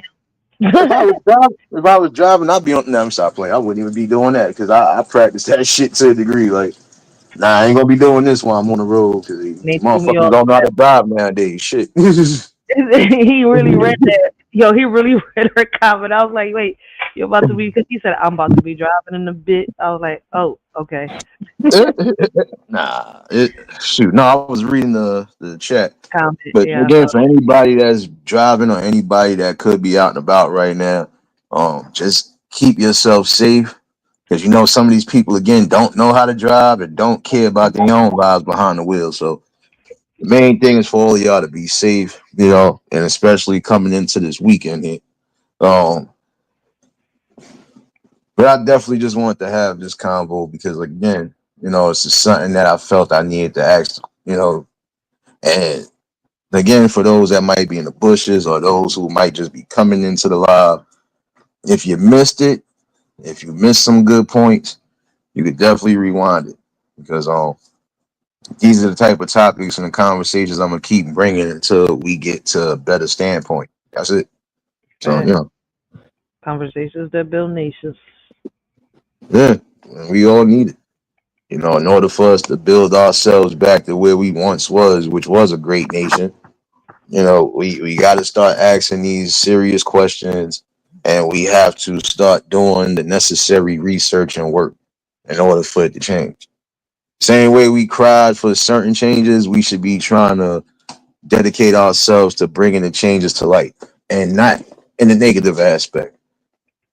So, you know, got to Yep. ask this question in order to break the stigma or break those chains and whips, basically. And I'm going to keep saying that to break them chains and whips, got to beat the system one way or another. And right now, we all stuck in the system, but how are we going to get to a better place if we're continuously downplaying and degrading and even destroying ourselves? Well, sure. Well, I'm about to get down on this drum, man. Let me know. All right, you gotta tag me whenever you come up with a poetry name. You gotta tag Frankie. All right, or you can hit me up Mhm. on. I'm not sure if you got me on Instagram, but like, so like we I can got get you with on TikTok. Frankie. I got you Yeah, on TikTok. So we if gotta get with anything, I could. Frankie and do a poetry night, yo. Nah, most definitely. I got you on TikTok. So if anything, I'll definitely. But see, when I get back into that, don't worry. I'm gonna leave that all around the board on the. I'm gonna leave that on the community Mhm. wall. I'm gonna leave that on some of the other platforms I'm on, especially for those that want to get down with it. You know, Yeah, 'cause I've I been think writing. I'm I got coming some new back out of my poetry. bag. So, I mean, I got some new poetry. So let's get to it. Oh, you already listen. There's a couple people that already done said I got some things I want to bring, or I got some things I want to. Trust me, I got it I'm lyrically, and I'm I thinking got it. about You thinking no, about? I'm thinking about bringing it back. No, I'm thinking about bringing it back. I'm just not sure when. Like I said, me personally, I've been dealing with too much, off here. No, So I'm saying I'm if you trying do, to. let me know. Oh no, I got you. Come on then. I'm trying to just balance things out because one thing I like to do, even when I do try to have these type of nights like that with bringing the poetry, I need to be in the calm zen, and my mind has to be completely clear. Because Right nobody's now, my valid. mind hasn't been fully clear, but that's because of some of the things that I'm dealing with now, especially during the summertime. I think But we were shit, I'm the only two that were bringing it though. I think, yeah, because I know I had a few people that was like, Nate stopped, you stopped. I was like, wait, what? It was like poetry. I was like, I ain't stopped the poetry. It's just that I'm writing. So y'all got to give yeah, me a minute. Like, I can't, I'm not just going to write and just every time I write, come out and do it. So I was like, let me find out when Nate does it, then I'll do a streaming with him. That's it. Simple as that. facts. But you know how I do it. It's not just poetry. Like shout outs Frankie Blanco. He brought some good shit up here, music wise, or even on the Hmm. poetry level. There's a lot of people that did add something. When I wasn't doing, like I said, it wasn't just music and poetry. It was also open mic. Shit, Yep. shout out to Old Head and a few other ones that came in here and brought some comedy after the poetry.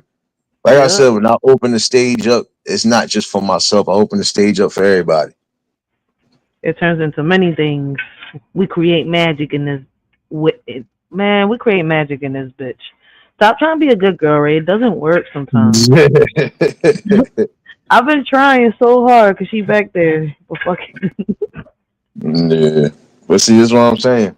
when I do, and I don't know. Like I said, I might bring something in the next. I'm gonna say I'm gonna try to do it in the next 2 weeks or so. We'll see. I just gotta make sure I got a time when I'm not fully at the plantation, and I don't have the mind of I'm on the plantation. Like I always like to be. Or you're gonna get a day off. I mean, a couple of days off soon. We know it ain't Yeah. gonna happen soon, but it's gonna happen. The master gonna let you go. He's gonna let you off your leash, and he's gonna let you, be a part of this free world and be a free thinker. Master said, Master said, take your vacation. That's what I'm trying to see. That's the thing.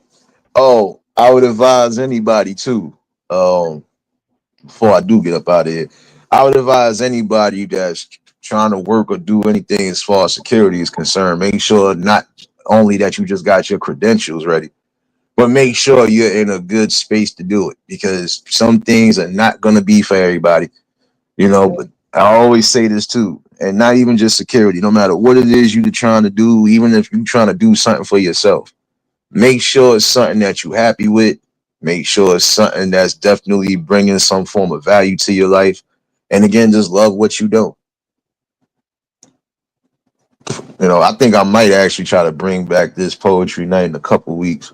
But when I do, like I said, I'm gonna make sure I put it on the community wall, and I'm gonna reach out to those who have been a part of the poetry night and stuff like that. And I might even try to drag Kailani ass about the bushes somewhere. Bring Like I all the said, keys, all the poems, everything y'all got. man, I'm might try to work on something, especially what I was saying earlier. We lost some good people that came throughout this YouTube space. So trust me, when I bring some shit, you gonna feel it. And it's coming from the heart and the spirit. It ain't just coming from wherever. So So Nate walking. I hear them cars. Unless oh the house no, door, no, you I'm in the can crib. the walls. I'm in Like, the crib. oh shit. I thought he I was out there walking. No, no, no. I'm on a high floor, but we got so much. And like I said, in New York City, they done changed up. So a lot of the places that used to be gardens or empty spots is now being placed with buildings. So yeah, but my hood is always loud regardless. So even when I'm indoors, you're gonna think I'm outside because of all the damn shit going on. Chill. I was like, damn, I heard that car perfectly. I thought you was already walking or something. Nah, when I do, you'll trust me, and you'll Crank hear the difference. Even when I am outside, you're gonna be like, "Damn, this shit is extra loud." Yes, baby Pablo. Yes. He said, baby Pablo. Arriba. That's Speedy, my bad. Nah, I mean, and that is true. That would be a great see. Yeah, I mean, we gonna collaborate like we've done it before, and that's the thing. Whether it's collaborating on a serious topic or even collaborating on a poetry standpoint, Yep. when we do bring something overall. So Yep. And I like hearing Frankie because he be freestyling. I like hearing them both together. When Nate and Frankie get together freestyling, that shit be popping. I can't freestyle. All right, y'all can't get me to freestyle because when I write, it takes me a minute. That shit just don't come out to come out. It takes me a minute. yeah, I mean, but that's the thing. It's just about it's more just about speaking what you feel at that time frame. Shoot. Yeah, sometimes I feel I have to write something down because it's something I might not want to forget or it's something that might be powerful and something that I am writing. That's why I But write it when down. I'm just off the dome, forget about it. I don't care. You If I gonna was get to this put, work. Like, if I was to put my thoughts into paper, it wouldn't be poetry. yeah. People don't understand. That's why it takes me time. I was like, no, no, no, because sometimes, listen, energy transfers and people don't understand that. So that's why my poetry be so deep sometimes. I be like that energy, like what I gotta get out, that's why I write it. Like if I don't write it, I'm going like trying to get it out here, like me and you trying to freestyle it, it's not gonna work. It's gonna have me all mixed up trying to put everything together, every thought in my head and it doesn't come out right. Like it sounds more like anger than poetry. Right. On some shit. So I just write that shit down because I feel the person's emotion. If they're crying, I feel that. Like, so it's gonna be like you're gonna hear my voice cracking. I'm like, damn, I really felt what they was going through. Like if they're angry, I feel it. If they're happy, I feel it. If they're joyful, I feel it. And for some reason, I'm able to put that on paper. Don't ask me how. It just happens. Yeah, everybody gonna have their different suits. See, like with me, it wouldn't matter if it's a freestyle or if it's written. You gonna feel everything that's coming through it because again, this is just where I'm at with it, Yeah, and I've you're able to been put the like that. out there, right there and then. I can't do that. Yeah, but this is something I was doing since I was young. Before Hmm. I fully even really started writing, a lot of my shit would just be stuck in my head. And I So that's suffer. why I was certain ones was like, "Yo, son, wait a minute, that's not what you said the last time. Hold on, son, go back to that shit you said the other day." Like, oh shit, all right, my You fault. kept going. I stopped. Yeah, I'd let my anger turn. That see, my anger was my motivation back then. That's why I was lashing out. And now that I'm older, like I tell people, man, I didn't even peep that when I was writing when I was younger was when I was my calmest. When I stopped, that's when I let everything out to the world. It's like I ain't care no more. Like to me, it felt like everybody was coming to me. Like y'all burying your secrets in me, and I can't even say one fucking word, and y'all want me to be calm and shit. Like, hold up, wait a minute, I'm feeling all these emotions, and I can't say shit. yeah, So it's kind of like I had to. Like sometimes people tell you the craziest and the wildest things you don't even understand. It's like, oh wow, I can't even tell this to nobody, but mhm, I gotta hold the emotions that they had in me too. That shit stay yeah, in your head when people do the wildest things and then they come to you to confess. Like people don't get that part. Like sometimes you just can't say certain shit, so you could just write it and you can't say word by word what they said, so you have to change the words. That's why I said Nate and Frankie got a gift because I couldn't do it right there and then. They could freestyle that shit. I couldn't. I would have to write that shit down, like whatever I'm thinking, the way I'm thinking it right then change yeah, everything up to sound beautiful. yeah. That's So, just like like I was said. I said something one day when I was writing something down. But this was something that I had to write down because I was like, oh, shit goes, I said, go right where I was going at. And somebody was like, hold on. Some of that shit sound like it wasn't written. It wasn't. You could tell when something written and when something is off the dome. hmm, you can Like when I tell. was saying that, and a Cypher nigga called me a sniper, and I'll aim for your dome if you get hyper.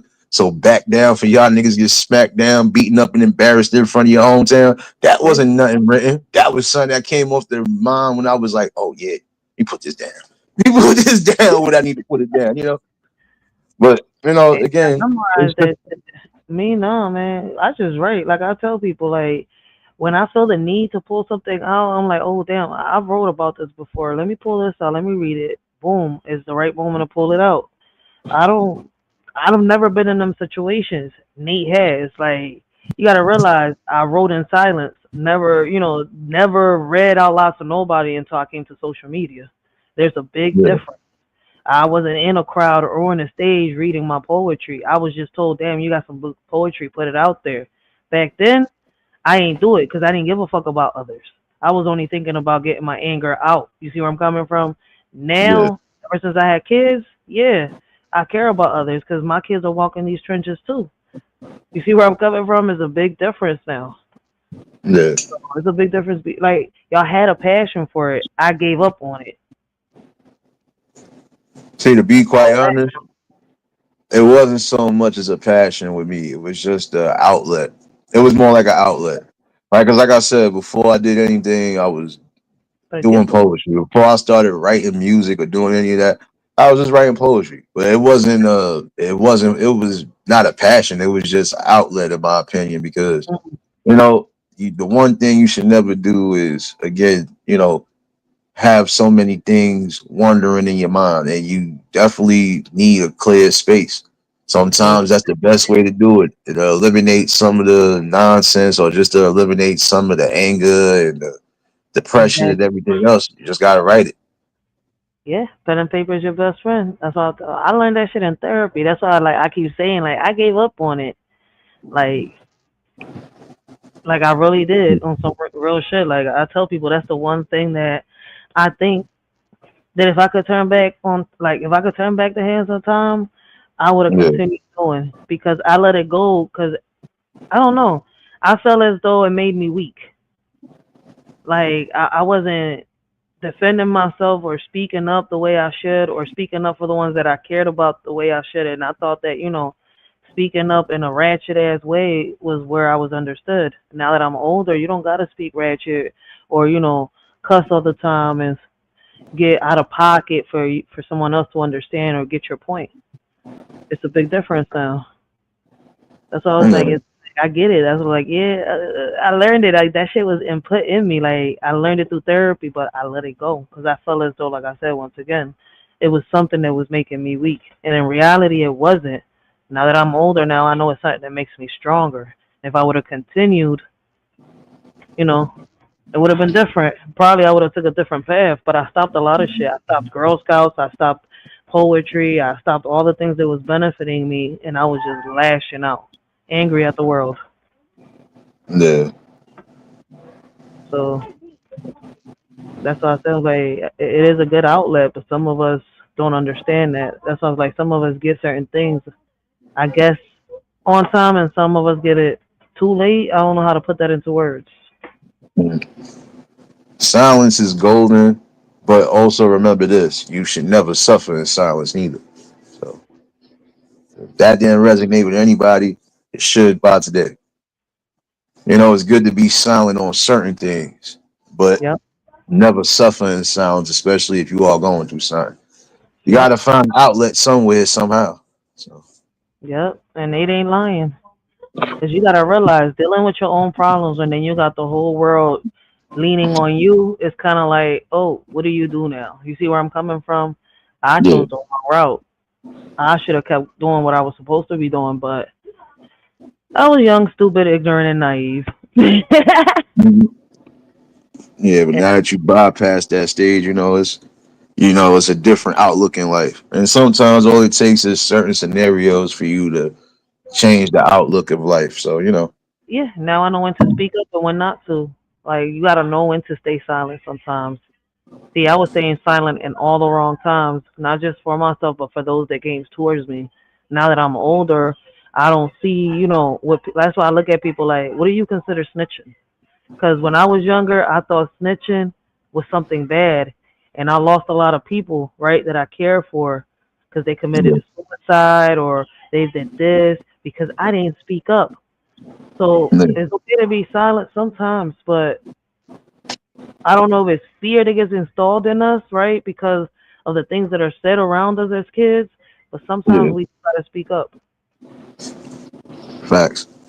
on some real shit, because Um, everybody keeps snitching on some. Like that's why I look at these kids now. Like I wish I knew then what I know now. yeah. But shit, you're not going to learn everything right then and then. So, like I Yeah, said, there's certain things you're not going to learn until you go through life experience overall. So, wait a minute. When you out here crashing the fuck out, you will not get the results you're seeking. Most times it backfires. That's the whole fact, serious. that's some real shit right there. But That's see, the worst thing you can do is crash out. Because again, you're basically giving that win to whatever made you crash out in the first place.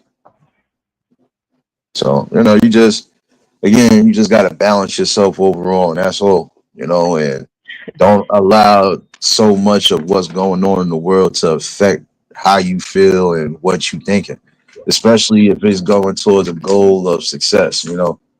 I mean, we could feel empathy and sympathy on certain levels, but we shouldn't allow it to override and definitely be a major part of us because, again, some of that stuff is not our burden to bear.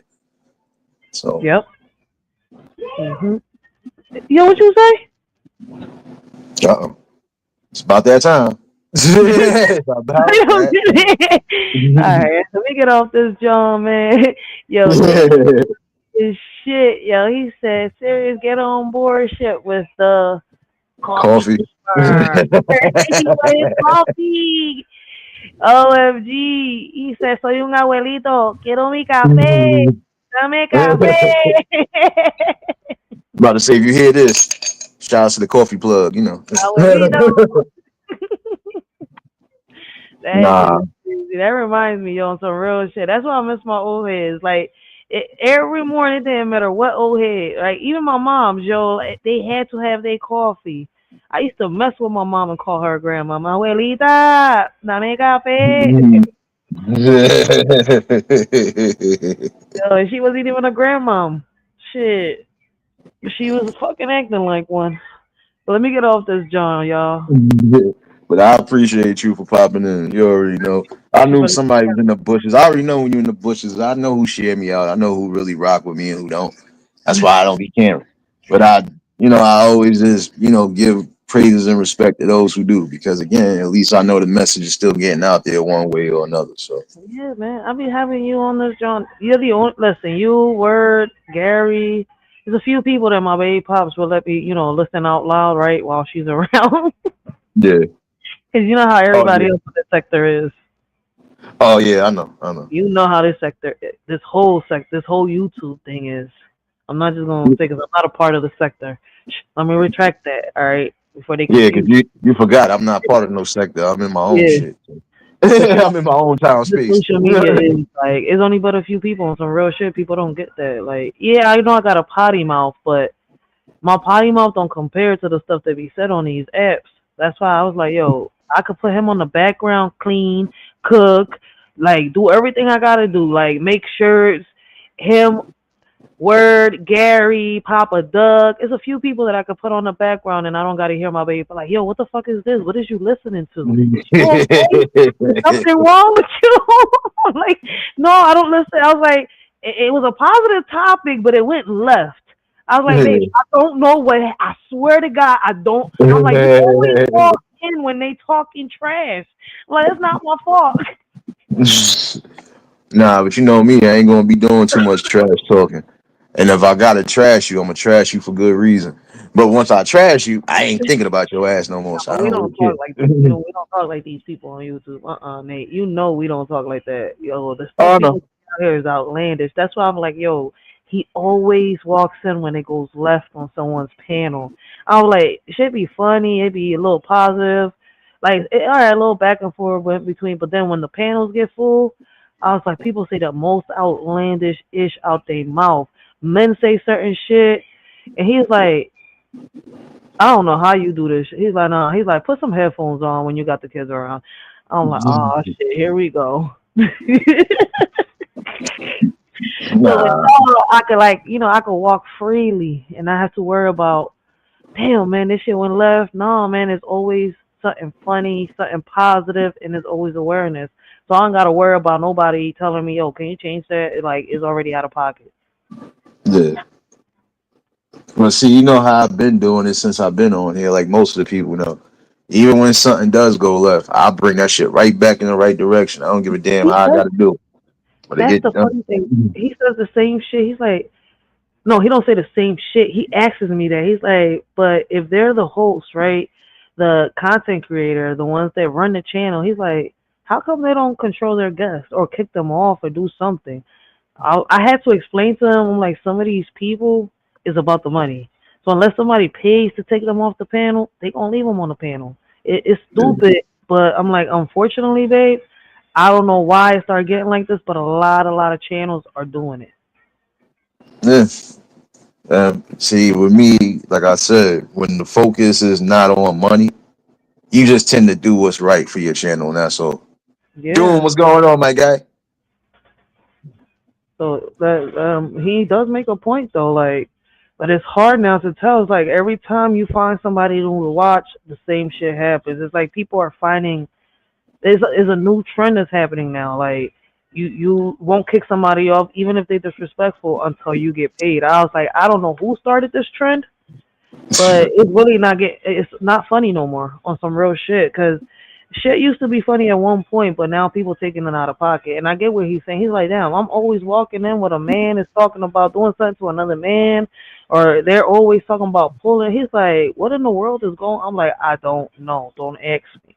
It's only a few channels that you could hear that are like Nate Word and all of that. He's like, I don't mind them. He's like, I'll sit and watch that with you. But this, Yeah. he's like, come on, babe, like, let's be real. I was like, it's just unfortunate you walked in. You always walk in on this part. It happens. But all YouTube is becoming that. Like, it's a few channels. Like I keep saying, like we need to bring it back. The question is how, because this is what the audience is asking for, and when content creators is given. There's only a few of us that are consistent. So that right there shows you I'm not the only person as a content creator saying this shit. I've heard a lot of women that are content creators come online and say the same thing. Their baby daddies is listen, at least mine is not giving me an ultimatum. Like, oh, you gonna be with this shit? I'm not gonna be with you. They getting ultimatums. Some of these some of these females is losing relationships for being a part of these panels and channels and doing the stuff that they doing. See, Fact. I'm still a good girl. So I just so happen that, I be trying to get new shit to watch when the people I watch is not online and I'm not watching movies. So some of these people is like, I don't know where they get the trim from. Facts. I can't watch Nate and I can't watch Word all day because they're not live all day and they got lives just like me. I can't go live so they can't see me all day. So it's some real shit. Like, it's getting out of pocket. And that's why Nate did this. Listen, if y'all peep everything that I just said, right? What Nate just said, really, a lot of females should listen to. Like this whole live on some real shit, Pete. Because you should not lose Facts. a relationship over no fucking social media. Not to make a couple coins, because you just lost a relationship for a few coins. That's why I don't get in the midst of this shit.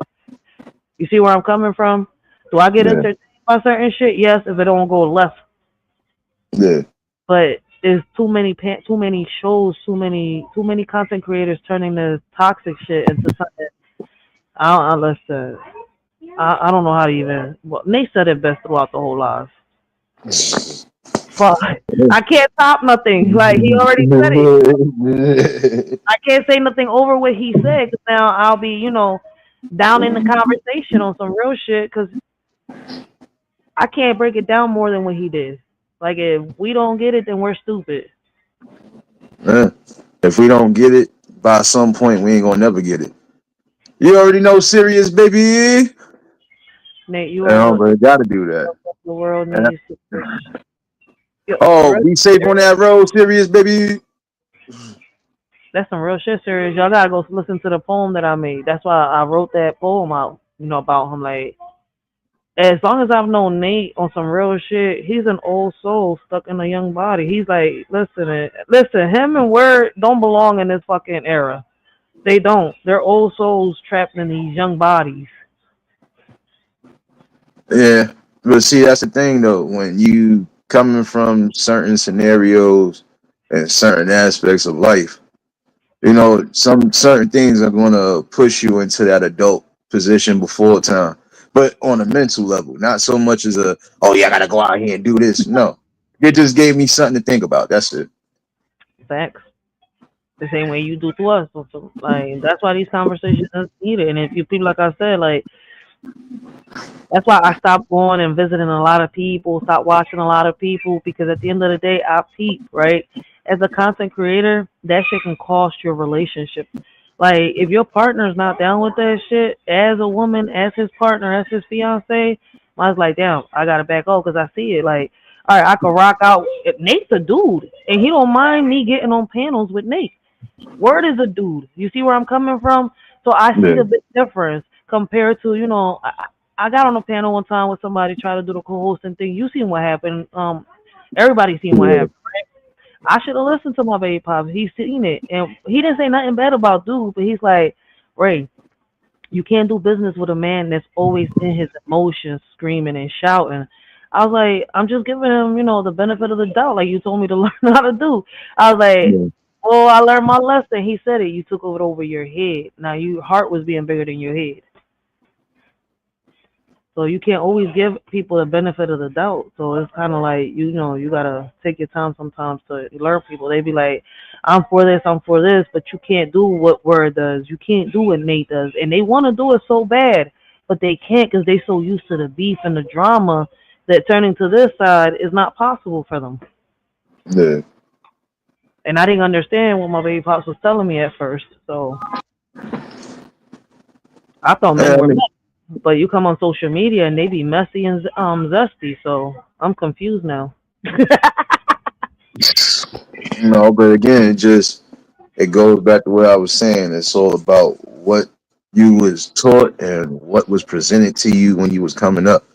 See, Mhm. like I said, I might not have a father in the household, but I had father figures and I had uncles who gave me the game as far as what it was, as far as certain aspects of being a man. I don't always got to sit here, scream, shout, and yell to get my point across. I'm gonna just be calm and collective when I do so.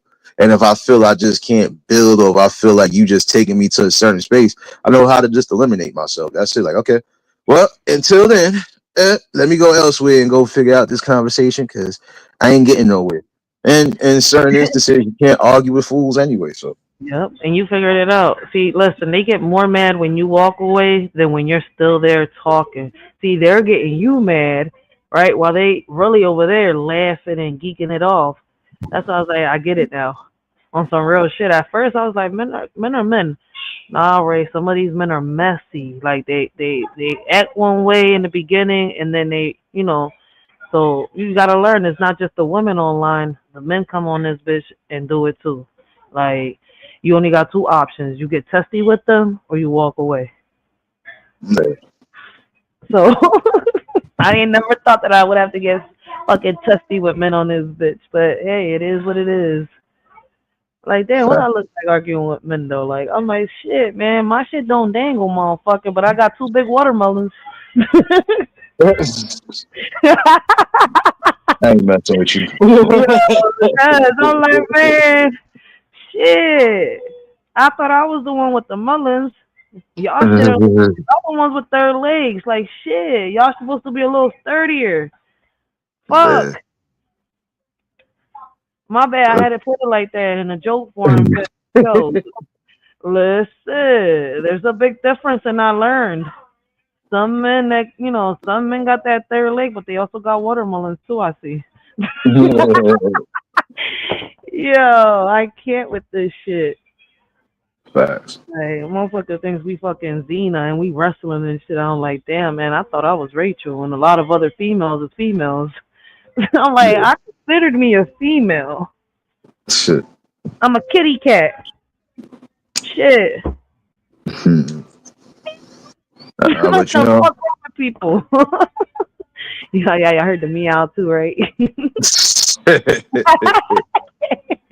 oh Listen, man, man, I ain't no dog. I ain't barking. People don't get it. No, but fact. that's why I'm like, let's say you keep doing what you're doing, Nate. Like, don't stop, yo, for real, because you do inspire a lot of us, right? I'm a female content creator, and a lot of my lives are inspired through you and word. Like, I don't get tired of saying that, on my lives, on your platform, his platforms. Like, y'all bring out some good, interesting topics that get us to start some mind provoking topics. You see where I'm coming from? Yeah. So keep doing what you're doing. Well, I appreciate you, and I appreciate everybody that's been a part and still, becoming a part. Like I said, it's just something that we need to bring in. Like I said, I'm willing to have conversations. It don't matter what level of, it doesn't matter what level, as long as we are trying to, you know, reinstitute the whole process again of just thinking and critical thinking, especially when we need it. So, if it does reach out and if it does at least affect somebody in a positive note, I know I did my job right. So you can only change the world but so much, but you can change the ideas and the perspectives of how people are thinking just by a simple conversation. Make them think. We can't have everybody thinking for us all the time. We got to think for ourselves and do for ourselves. Facts, facts, facts. Yo, let me get off this, John. All right, because I got a little Miss Fortnite over here being a little grown. So let me get off the panel real quick. I know. I hear everything in the background. I'm about to I'm about to end this too, so I can charge up my device. I need to call back my supervisor. I don't know what the hell he called me for, but I'm gonna find out. Vacation. All right, so let me go so I don't get him in trouble with the master. no, my master. Look, the under master, cool shit. Okay, the master cool. I'm gonna go deal with that one. I ain't stupid. Yeah, because it's probably got something to do with my scheduling. Because one of our co-workers is starting vacation, so try to make sure the schedule ain't too tight for all of us. So All right, bet. Let me let you go. See ya. no doubt. And I appreciate you for popping in, sis. Anytime the link is pinned, you're more than welcome to hit the panel. Appreciate you. Will do, will do. Shout outs to Riders for Life for popping in, y'all. I know I held y'all a little bit too long today. I ain't gonna hold you much longer. For those following me on Clapper, I shall be back at 8 o'clock. I'm gonna also allow my device to charge up some. So 5 o'clock on West Coast time, and it should be 7 o'clock in the middle zones. Y'all know what it is. Those that are an hour behind East Coast time, I'll be back here on a clap on 7. So great conversation as always. And I appreciate everybody that's been a part of and still becoming a part of the build. And yes, we still got more topics of conversation to bring. And some of these things we will be reiterating on because there's always going to be something different added to the element. So in order for change to happen, we definitely have to start attacking where it counts. And today was the good question. So, for those that might have missed it or those that might be tuning in, you can definitely catch this replay. I don't expect you to sit through the whole thing, but I expect you to at least get some of what was said today, Prit. So, let me get myself up out of here. For those celebrating birthdays again, hopefully y'all enjoy yourselves. Another year and another blessing around the sun. And yeah, just enjoy every moment of life. Keep creating, keep being great, you know, and love every moment of it, you know. But let me get my ass up out of here. If y'all was new to the channel, like, share, comment, and subscribe. Shout out to the replay gang. Shout out to the Shadow Mafia and the Shadow Babies. Y'all know what it is, baby. For everybody that was in attendance today, y'all already know that love is love and it'll be reciprocated as such. I don't know how to be fake. All I can do is give you real. And that's all I'm going to do is give you real topics and real bills.